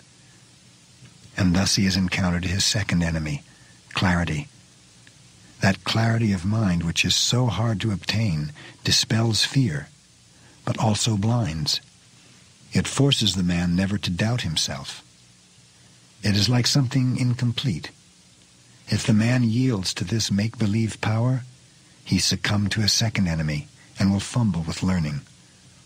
He will be clear as long as he lives, but he will no longer learn or yearn for anything. But what does he have to do to avoid being defeated? He must do what he did with fear. He must defy his clarity and use it only to see. And a moment will come when he will understand that his clarity was only a point before his eyes. He will know at this point that the power he's been pursuing for so long is finally his. He can do with it whatever he pleases. His ally is at his command. His wish is the rule. He sees all that is around him, but he has also come across his third enemy, power. A man at this stage hardly notices his third enemy closing in on him, and suddenly, without knowing, he will certainly have lost the battle. His enemy will have turned him into a cruel, capricious man. Will he lose his power? No, he will never lose his clarity or his power. Well, what then will distinguish him from a man of knowledge? A man who is defeated by power dies without really knowing how to handle it. Power is only a burden upon his fate. Such a man has no command over himself and cannot tell when or how to use his power.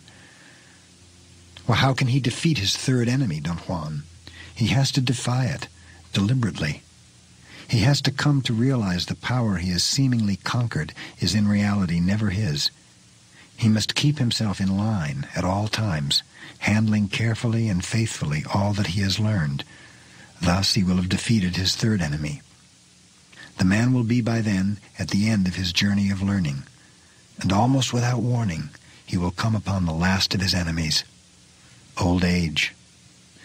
This enemy is the cruelest of all, the one he won't be able to defeat completely, but only fight away. But if the man sloughs off his tiredness and lives his fate through, he can then be called a man of knowledge, if only for the brief moment when he succeeds in fighting off his last invincible enemy. That moment of clarity